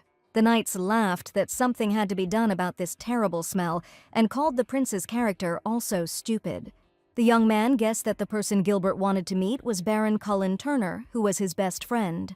One of the knights offered to deliver a message so that the prince would finally calm down, and given the situation, everyone doubted that the Baron would visit his friend. Gilbert angrily stated that the knight probably should have started with this, and there was no need to drag it out for so long. The knights left the room and locked the doors with an iron padlock so that the prince could not escape and free himself. The second knight asked if he was sure that it was necessary to go to the Baron, since the prince could create big problems for them again. The great Duke of the North was currently in the capital. Even if Gilbert dared to do something, he would soon pay with his life for his stupidity. The Baron was allowed to speak with the prince, and now he learned that the young man was going to return to the estate. He promised to remain silent because after the incident, His Grace the Grand Duke personally arrived in the capital. Now Gilbert needed his only friend to do something for him, and it was for this reason that he called the Baron to meet him. The young man said that if this was related to Lady Mavia, then the prince should forget about it, because he would value his life and did not want to get involved with the Duke. He'll probably feel a little better if he can get rid of that dark-haired maid who's always hanging around Mavia. The Baron pretended not to hear these words because Mavia was not the kind of person who would just sit idly by while her trusted people were touched. So after the prince's words, he was convinced that the young man could no longer think sensibly, and it was probably time for him to switch to the other side. But suddenly Gilbert started talking about a joint business in the north, and he heard that the Baron was unhappy with the distribution of profits. The man asked if the prince dared to threaten him in such a situation, and decided to raise the topic right now. The Baron had helped the prince more than once, and even knowing this, he did not take proper care of the young man, but now he offered to become more generous. And he said that he would gladly share part of the profit with his friend, and would in no way offend him if he were able to fulfill his request. Placing his hand on his friend's shoulder, the prince asked the Baron to do him one last favor, and declared that it was incredibly important to him. There was a misunderstanding in Margon's living room, and the heroine could not understand how she ended up in just a nightgown and spent the entire conversation with the Duke in it. Mavia felt awkward because she went out to Edis without even realizing what she was wearing because she was half asleep. She told the Duke that she had simply forgotten to change her clothes, and that was absolutely not something the Great Lord would think about. Mavia did not want the young man to misunderstand her, but in response, the Duke only asked him to forget about the strange incident. The lady was finally brought a mug of hot drink, but no matter how much she looked at it, it did not look like what she ordered. For some reason, the drink was rather strange, but the heroine clearly remembered that she had simply ordered an Americano. Mavia didn't want to find out anything, and decided to just drink a hot drink to finally perk up in the morning.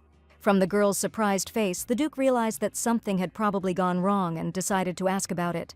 Suddenly, he got up from the sofa and declared that the girl had been lying to him since the very first day of their marriage. To the lady's great surprise, the Duke went somewhere and asked Mavia to wait for him a little. For some reason, he went to the kitchen, where there were just a lot of products for making any tasty drink. Quietly opening the door, Mavia decided that she should definitely take a look, and saw the Duke standing in the kitchen. The heroine saw how the Duke took off his jacket and put on a kitchen apron instead, carefully tying it at his back. Then he took a knife and began to cut something with it, and during this time, he did not utter a single word. The aroma of coffee beans wafted throughout the kitchen, and the Duke carefully poured boiling water into the coffee pot to make delicious coffee. A few minutes later, he had created a culinary masterpiece and had a glass of strawberry latte in front of him. And now, before the lady stood a dessert prepared by the Grand Duke of the North himself, who wished her a bon appetit. The dessert really did look very appetizing, and even Mavia had never seen such beauty before. The exquisitely decorated drink looked just like something from an expensive restaurant, and the Duke really hoped that it would suit the lady's taste. Touching the straw, the lady was about to try it, but she was worried that if it was not tasty, she would still have to pretend that she liked the Duke's drink. As soon as the lady took one small sip, she admired the incredible taste of the drink, and the Duke turned out to be even better than the imperial chefs at their estate. The young man said that if there was a city food that the girl really liked, she needed to be informed about it, and he would be able to prepare exquisite dishes for her. Everything that was happening was different from what the lady had imagined, and she thought that the Duke would still be too lazy to come here. She also assumed that the young man would delay signing the contract, and could it be that the lady had been reading the novel incorrectly all this time? During the ball, the Duke had certainly been very lazy, and she did not know what had made her find it necessary to change, but there was no need to remind him of this. With a happy face, the lady said that she would like a delicious caramel pudding covered with sweet syrup. After a delicious strawberry latte, Mavia and the Duke headed to the palace garden to spend some time outdoors. That friend who wanted to come in the morning would probably not visit Mavia anymore, and she was absolutely sure of it. For some reason, the Duke spoke as if he could see the future, but the young man admitted that he only heard better than others and could hear even the quietest sounds. This was because the Duke was a transcendental being and had quite a lot of abilities. Admiring the young man, Mavia admitted that he had a lot of abilities and that the Duke was probably simply underestimating himself. She couldn't understand why Gilbert was so stupid, because you could learn something just by watching your relative. At first, the Duke also tried to get closer to the young man, but he soon realized that the prince simply looked like his biological father. One day, a terrible incident occurred, and the Duke managed to see what Gilbert did to his mentor. The heroine could not remember anything in the novel about Gilbert's biological father, and could it really have been an unwanted adoption? It was described simply as Edis picking up two abandoned children in the desert in the original novel, and Mavia thinking the Duke was just being kind to them. But there is probably a reason why he refused, but unfortunately the young man could not tell all the details. She didn't understand why it was difficult for Edis to give up a person who wasn't his biological father, and whether he was really being threatened by his biological father. The Duke was a powerful ruler, and she couldn't believe that anyone could threaten this man, and there was certainly no one in the novel who was that powerful. If she had known that she would end up in this novel, she would have definitely read it to the end before her transformation. Now, for the first time, the lady thought about punishment. Now she became a great duchess who had enough power to carry out her plans. Suddenly, the Duke asked about the maid Sarah, and Mavia said that she was a close person and had been helping since childhood. But the young man's mood changed dramatically, and he only coldly replied that now everything was clear to him. Noticing the gentleman's wary look, Mavia asked if something could have happened to Sarah, and she was completely unaware of it. It seemed to be Gilbert's doing, and the Duke was aware that the maid had been attacked. The Duke had the ability to see what was happening and admitted that Sarah was now fine and did not look injured. Surprisingly, the maid turned out to be very accommodating and only did what her mistress ordered her to do. After the kidnapping, Sarah begged to be released, and she absolutely did not want to end up in a dungeon with her hands tied. But the people who were tasked with kidnapping the maid made a big mistake and brought her to the completely wrong person. The maid promised to tell everything the kidnappers wanted to know about her mistress, if only they would let her go, and the kidnapper was surprised that she was really ready to betray her mistress. Sarah began to complain about the small salary and stated that she was just a hired maid. The kidnappers didn't even have to bother, and the main one asked Sarah to quickly tell about her mistress. In fact, she was closer to her than anyone else, and the maid really knew everything about her. It would not be an exaggeration to say that she knows the mistress's most secret mysteries, as well as her mortal weakness. Sarah said that the lady had her weaknesses, and she couldn't whistle at all. Falconry was a required skill for an aristocrat, and so Maevia was embarrassed that she had not yet learned to perform such an important action. Since Maevia could not whistle, she could not train the falcon bird, which was extremely necessary for her as a girl of high title. The robber laughed, and he did not expect to hear that the lady's weakness would be so stupid. He considered it a useless weakness, and the maid had one last chance to tell him something truly important. Sarah said that the lady sleeps very soundly in the morning, and therefore they can attack her because she will not even notice anything. Maevia also hates sweet potatoes, cucumbers, onions, and tomatoes, and the robbers may plan to poison her by avoiding these foods. After listening to the maid's words, the robber grabbed his head and considered her words to be real madness, because the crazy mistress had an equally crazy maid. The robbers were tired of listening to the maid's nonsense, and they assumed that killing her would be the best decision, since there were no witnesses around anyway. But suddenly the Duke appeared in front of the robbers, waved his hand and created a magical whirlwind, ordering Baron Cullen to finally stop. The Baron managed to feel a strong blow from a fist on his face, and from surprise he completely lost concentration. He couldn't understand what had happened, but suddenly he saw the real Duke of the North in front of him, and next to him was a lady with pink hair and a sweet smile. The caring lady removed the bag from Sarah's maid's head and apologized for arriving so late. She understood that Sarah was very scared, and the lady really wanted to get home together as soon as possible. Now Maevia knew that Baron Cullen had made the gravest mistake, and the rope he was trying to hold on to turned out to be a rotten life preserver. The two kidnappers decided to escape as quickly as possible, so as not to incur the wrath of the Duke of the North, who was known for his cruel character. The Duke allowed the kidnappers to escape for only one reason: he knew exactly who ordered the kidnapping.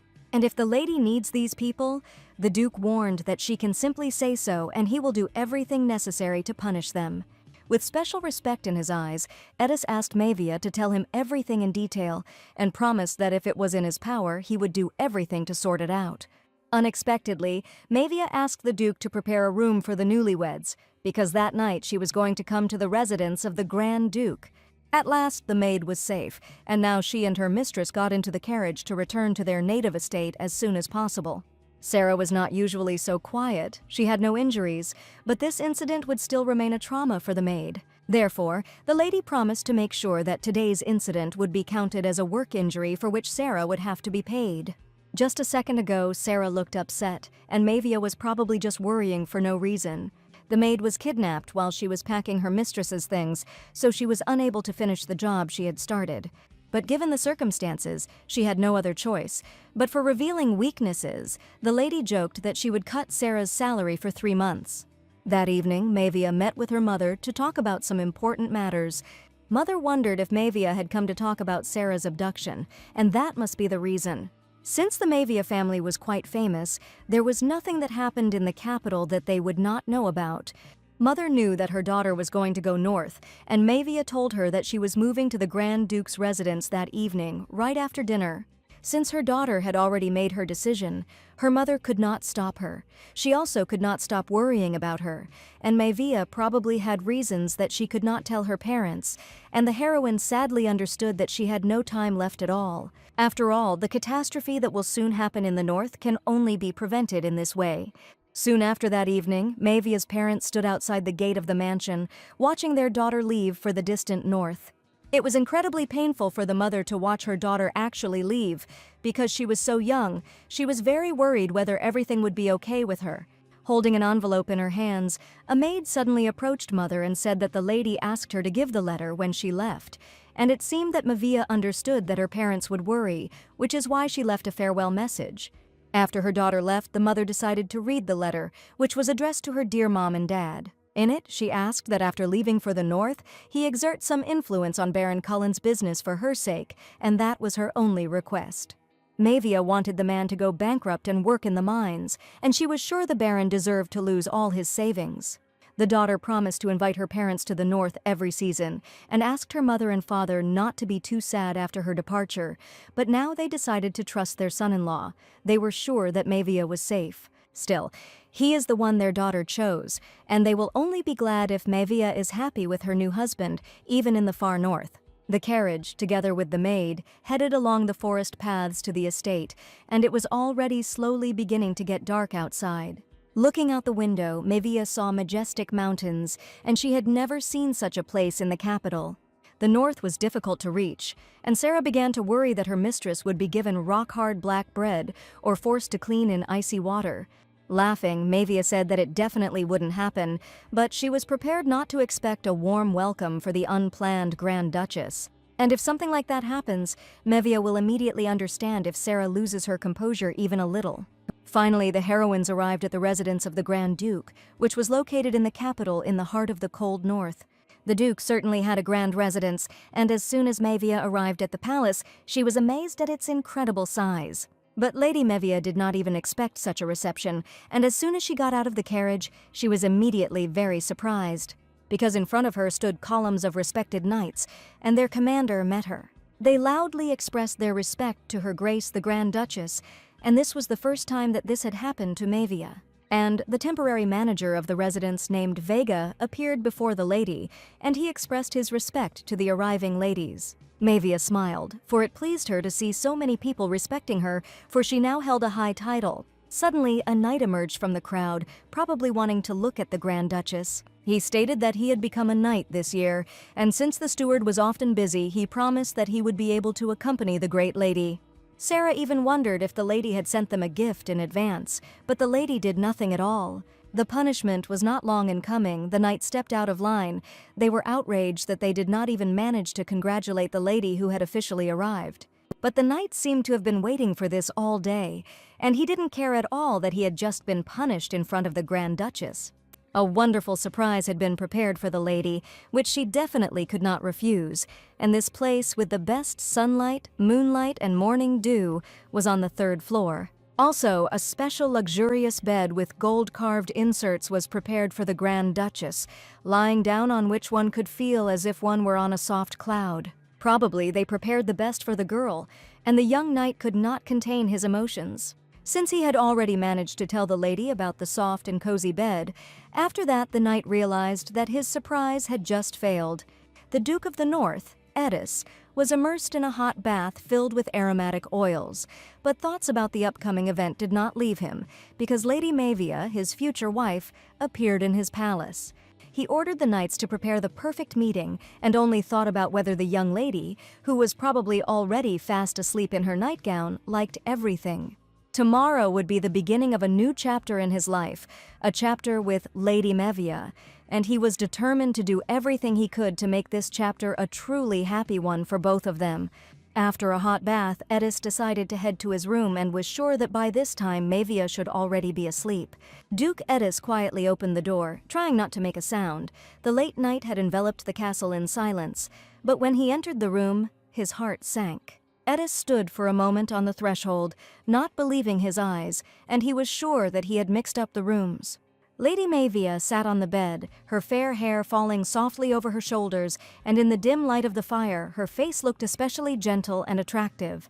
Seeing the lady, the young man hastened to apologize, and was sure that he had clearly mixed up the room, but Mevia asked the young man to stop, because he definitely had not mixed up the rooms.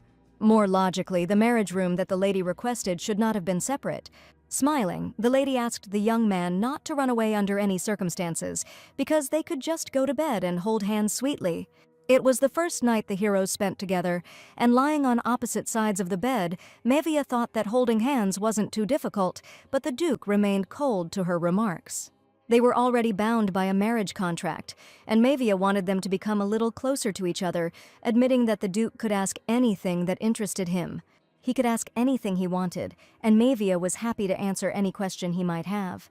She confirmed that she was ready to tell the whole truth that interested the Duke on their first night spent together. The Duke asked how the girl had managed to defeat Gilbert that time, since such a level of skill would have been too difficult for an ordinary person.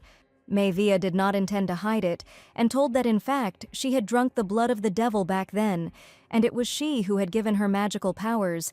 The heroine had made a contract and received the blood of the devil, fairly and honestly, with due conditions. The Duke had not expected his wife to be involved with the devil, but Mavia assured him it was just a simple deal.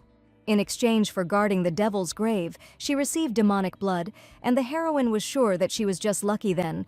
I doubt that she will be able to use it next time. The devil that Mavia made a contract with looked like an ordinary person, and he himself proposed to make a deal. Maevia asked Edis to bend his ear, and after she whispered something to him, the young man even suggested that he had probably heard his wife wrong. The girl also had questions that she wanted to know the answers to, which is why she whispered them in the gentleman's ear. She wanted to know what Edis's measurements were and who he considered his ideal in terms of appearance.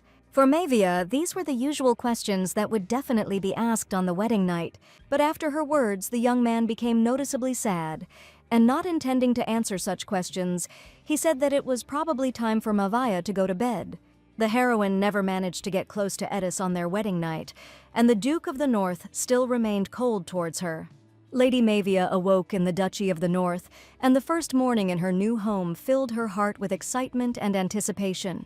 The maid Sarah was carefully combing her mistress's hair, and Maevia noticed that the girl's hands were shaking very badly, and she herself was completely confused. The lady even offered her help, because she understood that it was probably difficult for the maid in the new place.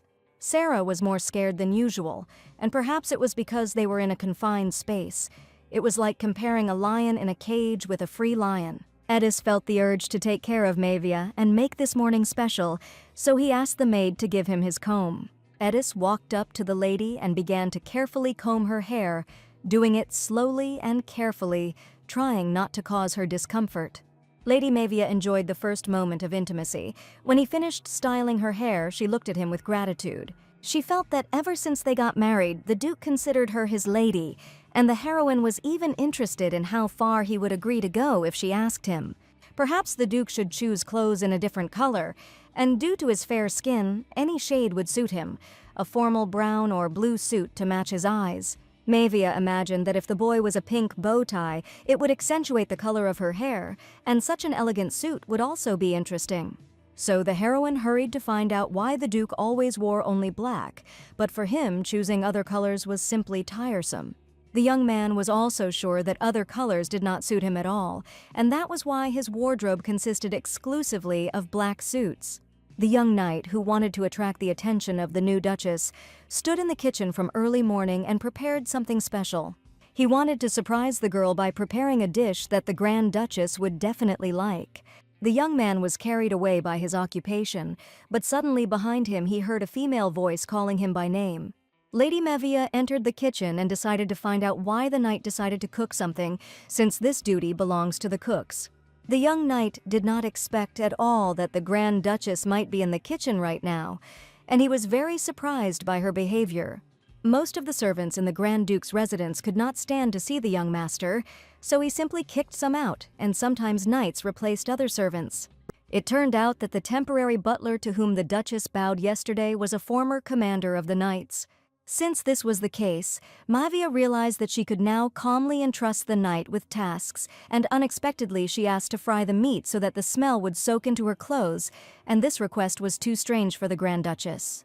A sunny morning enveloped the residence of the Duke of the North in soft golden light, filling the spacious halls and picturesque gardens with the warmth and joy of a new day. Sir Vega saw the Duchess walking down the corridor and reported that the young gentleman was now in a separate pavilion, away from the main building. It was a luxurious place, no worse than the Duchess's new bedroom, and everyone was sure that if they locked the young man up here, he would repent, but Mavia was sure that with such an approach, it would be impossible to deal with him. She went into the room to greet Gilbert, and the young man did not expect to see here the lady who had poured wine on him in front of everyone at the ball. Gilbert instantly became furious as soon as he saw Mavia and asked what she was doing in his room. Mavia smiled and replied that from now on she was his real mother, and probably the young man should not cross all boundaries. She warned that they were going north on the weekend, and from that moment on, as a foster mother, she decided to take care of Gilbert, and this was a new game for Mavia, who would come and had already thought out every step. The lady placed a tray with a special dish on the table, but the young man angrily threw the tray away, from which porcelain plates flew onto the floor. Hearing the noise, Commander Vega immediately burst into the room to check if everything was okay with the lady. There was freshly prepared food lying on the floor, which the young knight had diligently prepared for the lady, but she ended up taking this dish to Gilbert. As soon as the young man entered the room, he immediately realized that the young master was to blame for everything. He started shouting at Gilbert that he had gone too far because the Duchess was carrying a heavy tray to treat him to breakfast, and he certainly shouldn't have done that. The Duchess reported that she suddenly felt dizzy and that the tray must have been too heavy. She looked at Gilbert's twisted face, who knew she was about to give him a worse surprise. Maevia had been thinking for a long time about how to punish the wicked Gilbert, and Sarah asked the lady if she really wanted to do it. The maid was noticeably nervous and was talking about the matter with young Mr. Gilbert, with whom the Duchess probably wanted to get even. Sarah knew her mistress very well and was sure that she was definitely going to do something now. Maevia was of the opinion that there are people in this world who understand everything in a good way. But there are others who will only obey for a little while after you show them who is boss, and she asked Sarah which category Gilbert fell into. The boy belonged to the second category, but Sarah was not worried about this at all, because Maevia could not be sure that the demon's potion did not have side effects. The heroine opened the box, which contained vials of demon blood, and it was probably time to try the demonic blood. The maid was incredibly worried about her mistress, because no one knew what result the demon's blood would bring. Maevia knew that if she took the monster's blood repeatedly, there would be no way to avoid the side effects, and she had been thinking about it for a long time. But now she wanted Gilbert to understand everything properly, so that he would know whom he had dared to touch one day. That evening, in the semi-darkness of her room, Lady Maevia carefully drank the demon's blood from a glass vial. She immediately felt how the dark force penetrated her body, filling her insides with energy and mysterious possibilities. Dressed in a maid's costume, she entered the Duke's room and asked Edis to get out of bed as quickly as possible. Maevia said that they needed to finish one important task quickly before the medicine wore off. Late in the evening, the Baron dealt with the people who kidnapped the maid and wanted to punish them for not being able to carry out the order properly. The kidnappers' faces were bruised from beatings, and the Baron shouted that these people were completely stupid and could not be entrusted with anything. He shouted that the kidnappers had dared to escape from their master, and the Duke and his mistress were watching all this from the high roof. Looking at this, Maevia realized that she was indeed a good boss, and the Duke probably thought the same. Silence fell over the heroes, and the young man did not answer, and Maevia could not understand why Edis did not answer. He offered his hand to the girl and said that they needed to go down to finally complete an important task. A magical blue whirlwind appeared near the girl, and the Duke, looking into her eyes, asked her to be extremely careful. Maevia promised to return soon, and the Duke eagerly awaited her return. A magical blue whirlwind lowered the lady from the high roof to the ground, and appearing right in front of the Baron, Maevia greeted him with a grin. Not expecting to see a young lady, the Baron screamed in fright and asked what the Duchess was doing there. He had seen Lady Maevia before, when she had tried to deal with Mr. Gilbert and also when she had saved her maid Sarah from the kidnappers. The boy stated that he was simply following Gilbert's instructions if Maevia had come because of a recent incident and decided to deal with it. While Maevia smiled sarcastically, the Baron assured that in any case, he would not have caused any harm to either the maid or her. Grabbing the man by the jacket, Maevia laughed, suggesting that rumors that the man had been beaten by a maid would be too humiliating in high society. The Baron did not expect that the lady would be so strong that he would not even be able to remove her fragile feminine hand from himself. She took a step forward and punched him in the face with such force that the Baron flew back and fell to the floor, stunned. The dark force inside her gave her confidence and courage. She was ready to fight for her maid and for justice. A huge bump appeared on the Baron's face from the girl's blow, and two kidnappers watched all this. Frightened by the fragile lady, the young men watched everything that was happening, declaring that they saw absolutely nothing. But Maevia wanted word of the Baron's beating to spread as quickly as possible, and she asked the kidnappers to watch their boss being beaten by a weak servant. It is not without reason that the heroine is dressed as a maid, and the rumor that the Baron was beaten by an ordinary maid could be very unpleasant for him in high society. At the most opportune moment, the Duke appeared from the magical whirlwind, who wanted to know whether the lady had dealt with her offenders. It all ended much faster than she thought, but the Baron was punished for his terrible crimes. And Edis said that it was time for the Duchess to go, because they had something interesting left that she would definitely like. The knights had no choice but to take the Baron by the arms and go with him to the palace to provide medical assistance. As if from nowhere, the young man's voice came and asked why the Baron did not follow his instructions. The Baron called Gilbert a real scoundrel because it was because of him that an ordinary servant beat him up. Gilbert stood before him and wanted to know why the Baron did not follow his instructions, but the man only rudely replied that the young man should not dare to order him around anymore. The Baron was sure that Gilbert was actually to blame himself. All he did was run after a woman who would never agree to be with him. These words probably offended young Gilbert's honor, and he hated it when someone told him what to do. Lady Mavia saw everything that was happening and laughed that apparently her son had gone out while the Duke and she were not in the palace. Suddenly, the Duke announced that the girl had better return home, but she did not understand what had just happened and why there was such urgency. Edis only offered to walk Mavia to the mansion and asked that she go to bed first. But the Duke was determined to finish the job himself and promised Mavia to return a little later in the evening. The Duke wanted to deal man-to-man with Gilbert and the Baron, who dared to dishonor the honor of his future wife. A few days later, Gilbert finally emerged from his room, his face covered in bruises and scratches that he likely received from his adoptive father. Something had been going on in the main building since early morning, and Gilbert looked out the window and noticed that it was incredibly noisy there today. As it turned out, the ducal couple were planning to visit the Marquis's mansion, and one of the knights reported this to him. Her Highness the Duchess also asked me to be sure to convey something to the young master. The knight held a tray with a fragrant dinner in his hands, but as soon as Gilbert saw it, he immediately shouted at him to throw the food away immediately, and the mere mention of Mavia made Gilbert incredibly angry. In the soft light of the morning sun, Lady Mavia prepared for her visit, her hair neatly braided into an elegant plait, into which were pinned small blue flowers that sparkled in the light like dewdrops on the morning grass. Edis did an incredible hairstyle, and as soon as Mavia admired his efforts, the young man declared that he was probably just lucky this time. Every element of her look was carefully thought out, from the light dress made of the finest silk to the exquisite jewelry that emphasized her beauty. The hairstyle turned out very cute, and Mavia couldn't even believe that it was a young man who braided her incredibly beautiful hair. Emotions raged inside her, excitement and hope intertwined with determination. She was ready for the meeting and for what she could bring into this world. The Duke of the North, Edis, and the Duchess, Maevia, arrived at the Marquis's estate with a little excitement in their hearts. This was their first official visit to the lady's parents. Maevia's parents were already expecting their daughter with the venerable Duke of the North, and the atmosphere was filled with warmth and anticipation. Everything had already been prepared for their arrival, so Mother invited the guests to go straight to the table and try the exquisite dish. Looking at her parents, Mavia suspected something was wrong because their behavior was a little constrained. Probably, Mother and Father were simply very worried before meeting the great Duke of the North, about whom there were many terrible rumors. The Duke of the North, Edis, sat at a large table in the hall of the Marquis's estate, surrounded by Lady Mavia's parents, and despite the exquisite dishes, he remained silent, only occasionally raising his gaze. His reserve and isolation created a tense atmosphere, and soon an awkward silence reigned at the table.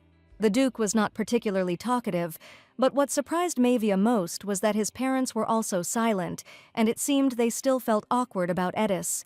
She didn't want this important evening to be remembered exactly like this, without live communication and warmth. Suddenly, the Duke turned to Mavia and said that it was necessary to eat a lot in order to live long, and handed her a fork with a piece of potato. When the maid Sarah told the kidnappers that the mistress did not like potatoes, cucumbers, and onions, the Duke stood next to her. And he knew perfectly well that Maevia did not like these products, and now he specifically wanted to put a piece of cucumber on her plate. Maevia smiled and said that if she had to try to put those foods on her plate, she would immediately file for divorce. The father asked the Duke if they were really planning to leave for the far north this weekend. Thanks to Edis speaking first, the parents finally brought up the topic that interested them. Mother reported that Monica was still looking for a meeting with Maevia, and it would probably be worth meeting with her before leaving. Maevia was sure that since her mother herself raised this topic, it meant that Monica had really been looking for her and had come more than once. She asked her daughter to be friendly with this lady, because it seemed she loved her very much, but Mavia never felt support and warmth from this person. Last time she complained to Gilbert behind her back, then Gilbert made a big scandal and they didn't even have time to talk. The heroine thought that perhaps history could still go differently, which is why she decided to meet Lady Monica one last time. After an exquisite dinner filled with pleasant conversations, Lady Mavia's parents came out to escort their guests to the exit of the estate. The Marquis took a step towards the Duke and said that his daughter was the light of their lives, and he only wanted the Duke to take care of the girl and treat her with care. The Marquis admitted that they had been worried before when they heard rumors about the ruler of the North, but now he had seen with his own eyes that rumors did not convey what kind of person he really was. Mavia's father really hoped that the Duke would always protect his daughter and take care of her, as he does now. As they went their separate ways, Duke Eddis felt determined to fulfill his promise. The Duke said that he had even met the first head of the family, which meant that he had lived at least 500 years, but only now did Maivia wonder why the young man was still not married. So the heroine asked if the Duke really had the same character, attentive and kind, as he had been from the very beginning. But Eddis was sure that Lady Mavia was simply the only one who thought so highly of him. Probably the others did not know the Duke well, and hardly anyone knew what his character really was. And looking at the heroine's carefully styled hair, one can already understand a lot about the person who ended up next to her. It was hard for Sarah to take care of her mistress's luxurious hair, but the Duke managed to make a beautiful hairstyle, and such a result could not be achieved in a couple of attempts. Therefore, the hero decided to ask what the young Duchess particularly liked in order to take her wishes into account in the future. What Mavia liked most this evening was seeing her so bright, but she knew very well that she couldn't always remain so cheerful. But Maevia really wanted the Duke to smile more often with all his heart, and promised to try to be there to give him joy. The next day, the carriage with the Duke and Duchess calmly headed towards the cold, distant north. The Duke kept a close eye on Maevia's condition, and as they rode, he asked the lady to open her mouth wider. No one knew what side effects might come from the blood of the magical beast that Maevia had recently drunk. Time asked Eddis not to worry, because Sarah had carefully checked the lady's condition last night and also closely monitored the condition of her throat. The carriage passed through endless fields surrounded by majestic mountains. Since the Duke knew how to use teleportation, Maevia asked if he was going to use it to get to the north. The carriage with Eddis and the Duchess slowly stopped. Lady Maevia, getting out of the carriage, stopped for a moment to enjoy the beauty of the landscape. Her eyes sparkled with delight when she saw the sun's rays playing on the surface of the water and the green trees bending towards the river, wanting to touch its transparent waters. When Eddis was traveling to the capital, they passed this way, and he remembered this view well. It was rare to see such beauty in the northern lands, and he wanted Mavia to see the surrounding landscapes in person. In the novel, Esmeralda Calacas's crescent moon always remained impenetrable, and the only expression he sometimes allowed himself conveyed only contempt or discontent. But now, Eddis wasn't cold from the beginning, he just lost his smile because of someone, and probably someone treated him cruelly. When the novel's heroine, Maevia, arrived in the north alone after her wedding with Gilbert, a huge, terrible fire was raging there. The reason was that the main character of the novel, Rehan, ran away from home and accidentally removed the seal into a powerful monster. After this, Rehan completely changed due to guilt and was never the same good boy again. The carriage of the Duke of the North slowly approached the borders of his native lands, where the snowy landscapes greeted him with warmth and nostalgia. In the village, the locals lived an ordinary life, going about their daily business and enjoying communicating with each other. Children were happily making snowballs and playing outside in the village, enjoying the soft and fluffy snow. Arriving at the village, Maevia felt relieved, because judging by the fact that the village was in order, they made it on time. Maevia decided to approach the Duke with one important question that had just popped into her head. She called the young man by name, but the Duke, looking out the window, looked very mysterious. Duke Eddis was sitting in his carriage, lost in thought, when his gaze slid out the window. Doubts arose in his heart as to whether she could love these lands as much as he did. Beyond the glass lay the snowy north, covered in a blanket of white snow that sparkled in the sun like millions of crystals. He wondered if it was right to bring his wife to this harsh place where cold and eternal winter reigned.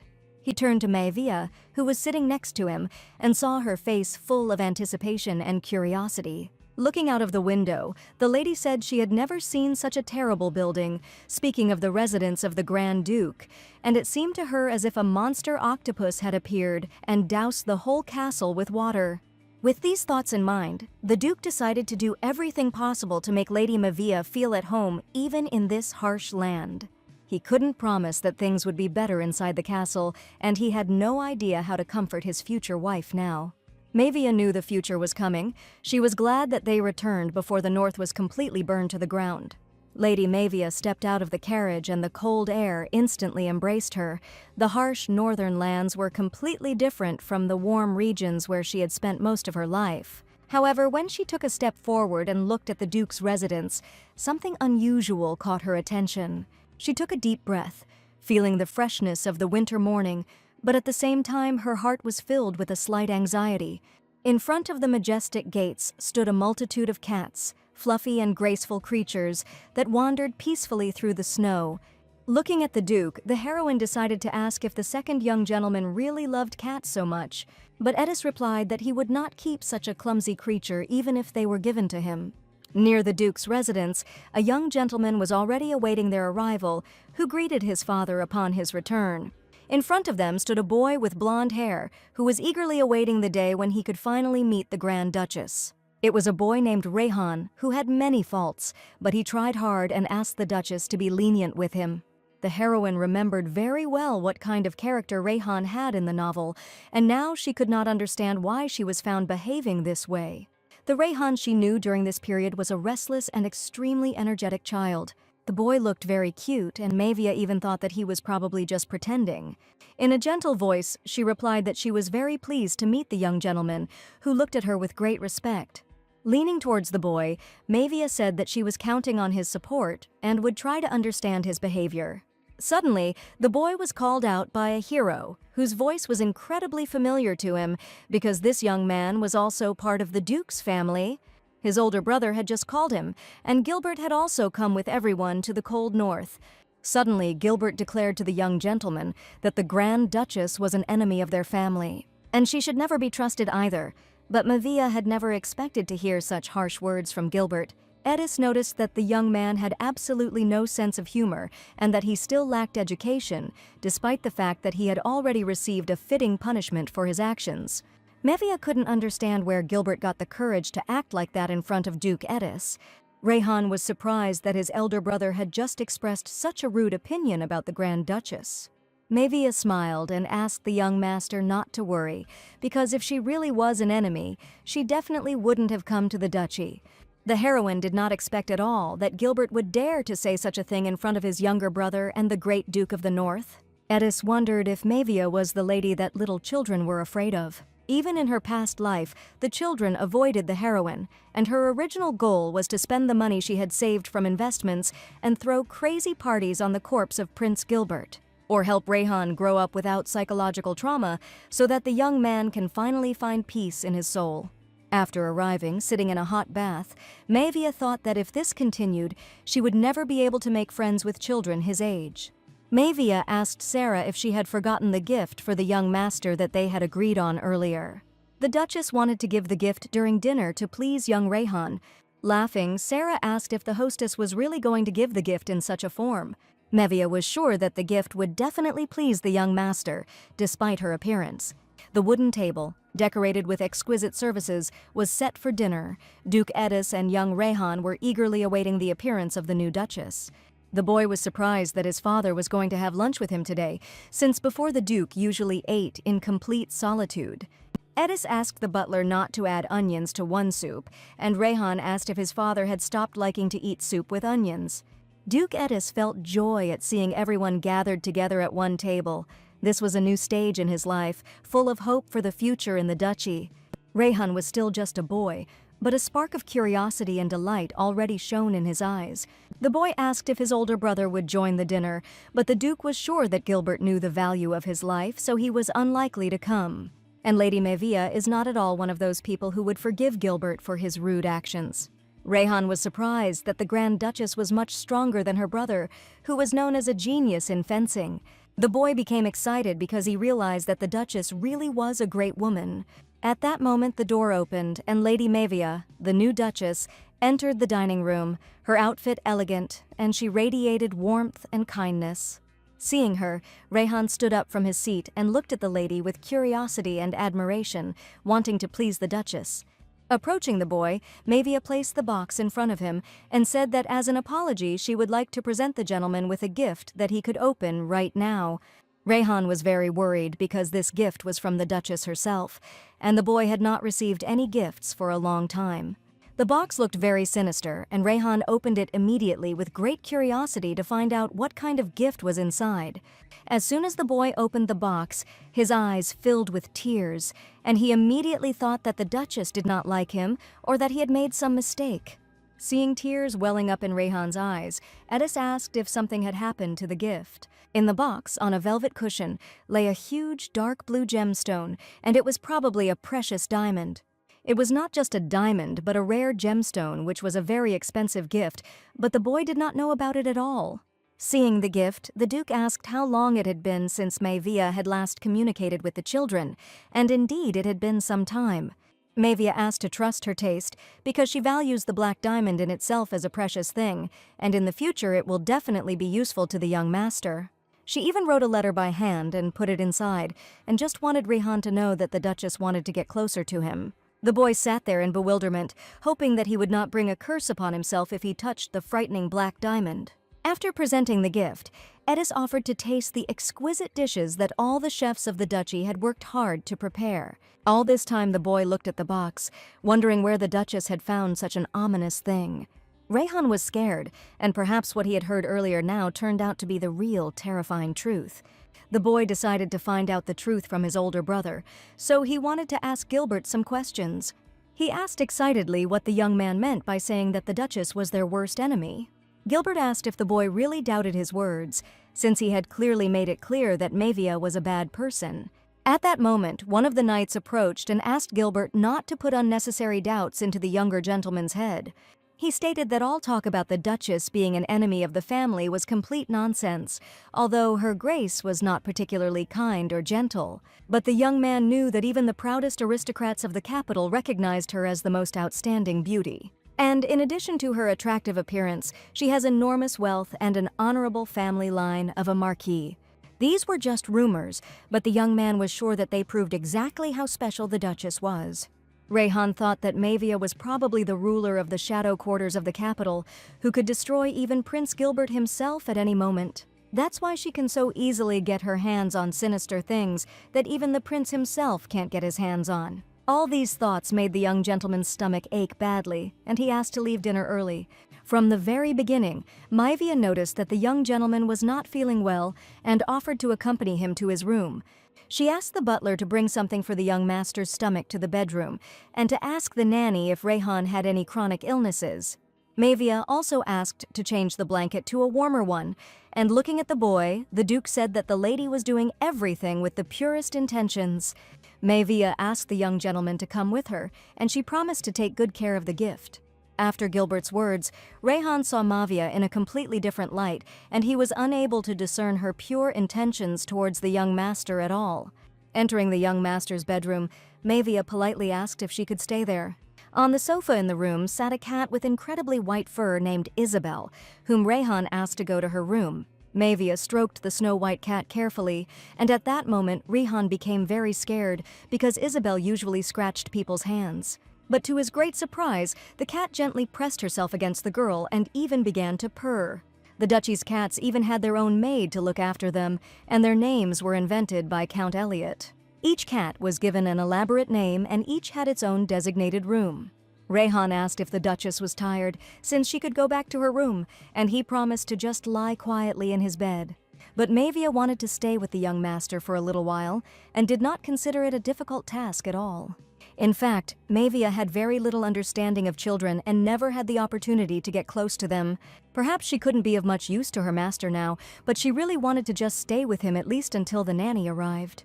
Mavia asked thoughtfully if her presence would disturb Rayhan, who was probably not yet accustomed to the presence of the Duchess. Looking at the lady with huge eyes, the boy admitted that her presence would not bother him at all. He just felt like he was bothering Mavia too much, and that was exactly how Rayhan felt right now. She walked over to the bed where the boy was comfortably nestled under a warm blanket and tenderly covered him up to his chin. Rayhan looked so defenseless and calm that Mavia's heart filled with warmth. The young gentleman decided to ask how Mavia met his father, since the Duke rarely leaves the house. They first met at the Imperial Palace, and Mavia told him that the Duke had come to punish a man who was going to harm her.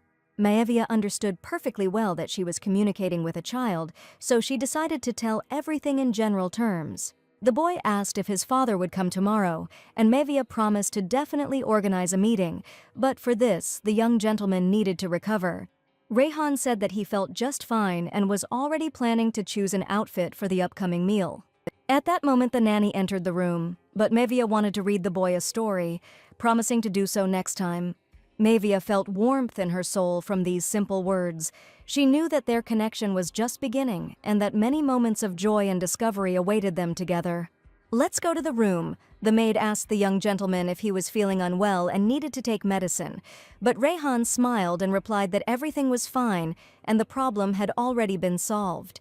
For him, the Duchess was a truly amazing person, because everyone either worships their father or fears him, but she treated him completely differently. Probably because the Duchess was so strong that she could crush even Prince Gilbert and ruled the shadow world of the capital.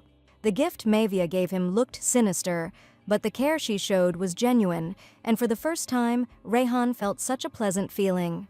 He was still afraid to communicate with Mavia, but the boy firmly decided that she was not worth avoiding at all.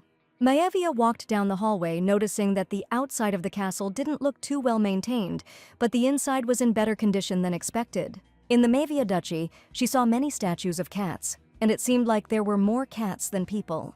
They say there are people who furnish their houses entirely in their own way, and here even the towels had cats embroidered on them. Mavia became incredibly curious about what the Duke's room looked like, and she would have been very surprised if there were pictures of cats everywhere there too. Entering his office, she saw that there was no decoration with cats in this room. It was gloomy, but overall quite decent. Looking around the room, she suddenly saw a sofa on which the Grand Duke himself was sitting. The young man smiled and asked if the inspection was over, and after dinner he waited for the Duchess to appear. While Mavia was looking around the room, the Duke asked if he had passed her exam, and Mavia admitted that the young man had succeeded. It was their first meeting after a week of separation, and sitting down on the sofa next to the Duke, the lady asked if he hadn't missed her. It was just a joke, but Mavia heard silence in response, and she even wondered if Edis had any problems. Previously, the young man said that due to the peculiarities of his body, it would be difficult for him to have children in the future. And Mavia wanted to know if this would be completely impossible, because this question interested her greatly. The Duke chuckled and replied that the lady had a way of speaking in ambiguous phrases, and if she wanted to know something, she could ask about it directly. The young man would never have thought that he would say such a thing in his life, but now he asked Mavia to look into her eyes and not at the level of his trousers. The lady herself did not know why she was looking intently at the gentleman's trousers, and she hid her curiosity very poorly. Apparently, the heroine was too tired for the day, so she decided to go to bed first. As Mavia lay down in her cozy bed, she yawned and realized that she was very tired and instantly fell asleep. And Edis, standing like this in front of her, looked like a real villain, incredibly beautiful, like the Lord of Darkness. Edis might be thought to be the Lord of Darkness, but it is unlikely that anyone would try to destroy him, because Edis will not allow anyone to defeat him. But for Mavia, the young man was damn handsome, but also lazy, and this was his flaw, which she could do nothing about, deciding to simply take care of him. Waking up, Mavia saw thick snow outside the window, but for the north it was a mere trifle, and today Count Elliot, I wish to express my respect, decided to pay a visit. The Duke said that he was not lazy at all, but one could not accept care without giving something in return, and Mavia was surprised that she had said those words out loud yesterday. The news of Count Elliot's arrival has arrived, and the heroine will finally meet the man who has turned the Grand Duchy into a complete cat's nest. In her opinion, a man should look like a huge cat lover, because it was not for nothing that so many animals lived in the duchy. Count Elliot entered the drawing room and politely greeted the Duchess as well as the venerable Duke, who was sitting next to her. Elliot was responsible for managing the lands and was a loyal servant of the House of Calacas, ready to lay down his life for this great family. The young man looked completely different from what the heroine had imagined, with tanned, shiny skin, as if he was not working on the estate, but relaxing at a resort. However, to begin with, Mavia decided to simply say hello and keep all her assumptions to herself for now. She was interested in how things were with land management, and whether there were those who took advantage of the owner's absence, illegally enriching themselves at the expense of the treasury. Things were going more or less smoothly. There were greedy people who crossed the line, but the young man admitted that he eliminates such people without hesitation. The Duke asked if Elliot didn't look like a man who would kill even his own parents, and that he was usually used to deciding such issues himself. In this regard, the Count suggested that further reports on management matters could be submitted directly to the Duchess's desk, since Edis had not even looked at his detailed reports before. Mavia admitted that she would hope for assistance in the future, and the young man promised to provide an official report after the traditional ceremonies were completed. Smiling, Mavia asked to take all the cats from the castle because she had heard how much the Count adored them. Elliot called the cats his fairies, and he was sure that they were a part of his soul, and there was no need to drive them away. The young man served his duke well, and Edis promised him this salary next month. Maevia asked if the duchy would go without the cats, having heard that the young man called them fairies. Kneeling down, Elliot asked to leave all the cats in the duchy and promised to do anything. The Duke noticed that, judging by the expression on the young man's face, he was still not himself, and he could not let him go just like that. Elliot was incredibly afraid of his master, and Mavia asked him to look into what she had said and report back. Taking pity on the young man, she asked Edis to let the master go, and this was her sincere desire. As he left the door, Elliot promised to take up the task assigned to him from tomorrow onwards, and thanked the Duchess for such a pleasant conversation. His behavior seemed unexpectedly stubborn to Mevia, and Edis didn't seem to mind, and judging by the documents, Elliot had a lot of work to do. She remembered the nameless assistant of Edis, who sometimes appeared in the plot of the novel and was close to the Duke. In this conversation, Mavia clearly made it clear that she was not to be trifled with, and now the gentleman would definitely behave more carefully.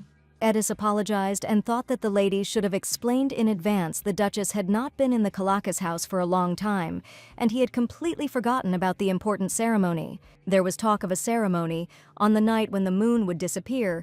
It was necessary to climb the first tower, and after these words, Maevia covered the Duke's mouth with her hands.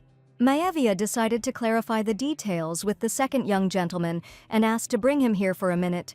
Maevia had the right to do as she pleased, and the Duke only agreed with her wishes so that the lady would be comfortable in the duchy. Young Mr. Rayhan sat opposite the Duchess, who asked the boy for help. They say that there is a traditional ceremony to be done in the first tower, and Maevia told Rayhan that he knows absolutely nothing about it, and she would feel more at ease if the young gentleman gave her some advice, and that is why she decided to talk to him. Rayhan said that they say that a spirit lives in that tower, and legends say that it was sealed by the first great duke. Usually the spirits that live in nature are very calm, but the spirits that live in the north are supposedly able to harm people, so the Grand Duke sealed them in stone statues and imprisoned them in the tower. The spirits are supposed to bless the lineage, and their seal was placed so that it could only be removed after 1,000 years, so the Duchess holds a ceremony asking for the spirit's blessing. The nanny did not tell the young master why the Duchess should ask for a blessing, but he heard something about the blood of the family. Maevia assumed that it was probably best for her not to get into the details, and it was probably related to the Calacas blood. She thanked the young gentleman for the explanation, saying that she had done the right thing and approached him in particular. Rayhan was incredibly happy that he was able to help the Grand Duchess, but he still felt awkward around her. Mavia was about to have tea with Edis soon and asked if the young master would like to join them. The boy happily agreed, and the lady promised to wait for him outside while he changed. Rayhan was a sincere and bright child, and only Mavia knew that in a month he would change dramatically, and now she needed to create happy memories, but she should not awaken the magical gift under any circumstances. As a foster mother, the heroine had to win the young master's trust, protect him from Gilbert's violence, and show Edis's face more often. Maybe if he did everything right, he would remain pure and innocent like he was now, and Maevia really wanted that. Just as she was thinking this, Rayhan appeared, looking stunning, his gold jewelry glittering, his hair expertly styled, and one look was enough to understand the depth of his feelings for the Duke. He was genuinely enjoying the tea party and finally showed his childish spontaneity, and even the look with which he looked lost its former wariness. After tea, the head butler took Rayhan to his next lesson, and the boy was incredibly happy to spend time with the Duchess and his father. Edis asked if her master had told her the story of the mysterious spirits that inhabited the high tower. The spirits sealed by the first Duke unwittingly served the house, bringing blessings, and they could take revenge on the descendants of the one who imprisoned them. The weather outside was not the best, and it was snowing heavily, but since Mavia had taken on an important task, she wanted to finish it as quickly as possible and invited the Duke to go outside with her and keep her company. Edis happily agreed, because Mavia always accompanied him on every outing and he was extremely grateful to her for that. The lady offered to view the property later and also asked if the Duke would join her. Accompanying the lady was not at all difficult for him, but the young man was curious about what role she had assigned to him. Bodyguard, patron, or personal barber, for Mavia the master played many roles. Long ago, magical beasts were called demons, because any contract sealed with their blood invariably led to human death. The devil who came to Maevia was different. Even if the agreement was broken, he did not demand life, but only fleeting torment. Of course, the curse of the ban was already on him, but if Mavia found out about it, she wouldn't care at all. And even if she were left alone with the devil, her heart would not waver even once. The Duke invited the lady to return to her chambers, as he had some business which he needed to attend to as soon as possible. In this strange land, Edis was the only one she could rely on, and the heroine did not understand why he was asking her to leave. There were beautiful blue flowers on the table, and Mavia asked what the name of the blue-white flower was that looked incredibly like the cold Duke. Edis did not understand why she chose him, refusing even the crown prince, who broke off the engagement for her sake. He had no idea what was hidden behind that beautiful appearance and sweet charm. Edis decided that he would go to the very end until he understood the true reason, just so long as he didn't meet him on this path. The heroes stepped out onto the snowy street, and Mavia immediately felt a strong cold that penetrated to the bones. Heavy snow had blanketed the duchy, and Mavia suggested that perhaps she had chosen a bad day, suggesting that they postpone it and go for a walk when it was warmer. It was only a 5-minute walk to the first tower, and the Duke asked Mavia not to give up too early, despite the intense cold. The lady was shivering from the cold and even asked the Duke to use teleportation, and it turns out that it was very warm in the castle. And now she didn't want to experience the magnificence of temperature spells in this way. The tower was indeed too close, but the Duke was already near it, and Mavia was indignant that he dared to abandon her in such terrible weather. Finding herself in the far north, Mavia understood what real cold and truly severe frosts are. By the time Mavia managed to reach the tower, we were stuck in huge snowdrifts, and her feet were also very cold. As she reached the gate, she called Edison a real traitor. Shivering from the cold and slowly becoming covered in snow, she joked that the marriage contract should have included a clause about frostbite, not burns, because she had almost turned into a frozen icicle. Edis looked at his wife with a smile, and he found her sweet behavior very funny. He extended his hand and cast a spell. Light sparkled in the air, and a fireball, a magical source of heat, appeared in his palm. A bright fire burned inside the ball, radiating light and warmth, and the Duchess looked at the fireball in surprise. Mavia carefully took the ball in her hands. A warm light enveloped her palms, and she felt the cold go away. She looked at Edis with gratitude. The heroes entered a tower, which was rumored to be inhabited by ancient sinister spirits. Mavia wanted to know if they found the statue where the spirit was sealed. Could they make a personal wish in front of it? The Duke had no intention of forbidding the Duchess anything, for after all it was only an ancient superstition. So far, Mavia couldn't figure out how to make a wish if she didn't even know where the spirit was sealed, and there were a lot of statues in the tower. The Duke wondered if Rayhan hadn't said that only one most ancient spirit was imprisoned in the tower. He invited Mavia to check for herself whether it was true or not, and his grin screamed without words that he was absolutely right. Perhaps this could disrupt the spirit's life form. And now Mavia understood why the previous heads of families did not even approach them, because of what their predecessors had done, they now cowardly send only duchesses here. Mavia was sure that she couldn't return earlier, and she wanted to quickly make a wish and go back to the duchy. She tried to think positively, and now it was clear that she wouldn't have to whisper dreams to an empty statue. Having looked around, the heroine decided to choose any statue and make a wish in order to return back as soon as possible. Suddenly, she noticed a statue on the floor, which looked like someone had thrown it there on purpose to break it, and just a little more and it would have crumbled to pieces. The Duke said that if the statue were completely destroyed, the spirit inside it would most likely disappear forever. The eyes of the statue lying on the floor seemed to be alive, and Maevia felt that she had to choose this particular statue. She finally decided to make a wish near one of the statues, and even took something with her as a gesture of goodwill. She asked the Duke to support the magical warm ball, and she was going to make her deepest wish. With her hands folded in front of her, Maevia began to speak and asked the Lord of the Spirit, sealed in such a remote place, for a great blessing. Hearing the Duchess's words, Edis couldn't help but laugh because her speech sounded like a lecture. Maevia prayed to the Lord Spirit that his statue would last for many more centuries and told of her simple wish to become a little richer.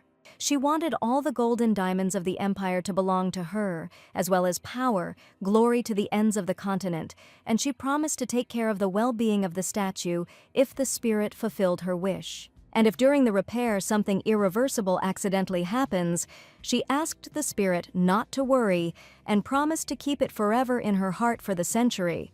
Maevia promised the spirit that he had become special to her and decided to inquire about the deal. If Maevia was going to take a risk, she was going to do it big, because she was sure it was just superstition anyway.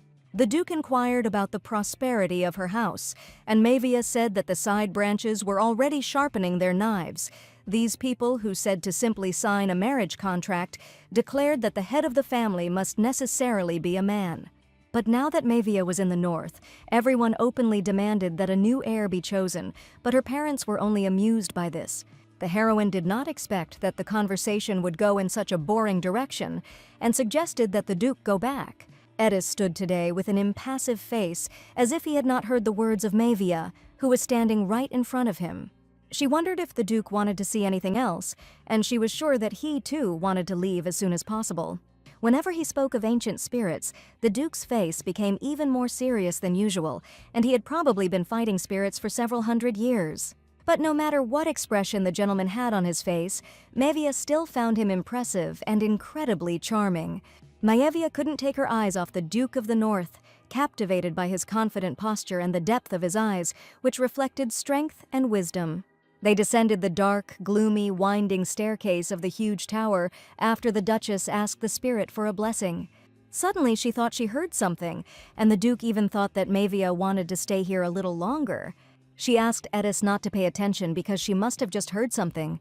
But they were not alone in the dark tower, and the sinister, dark entity dreamed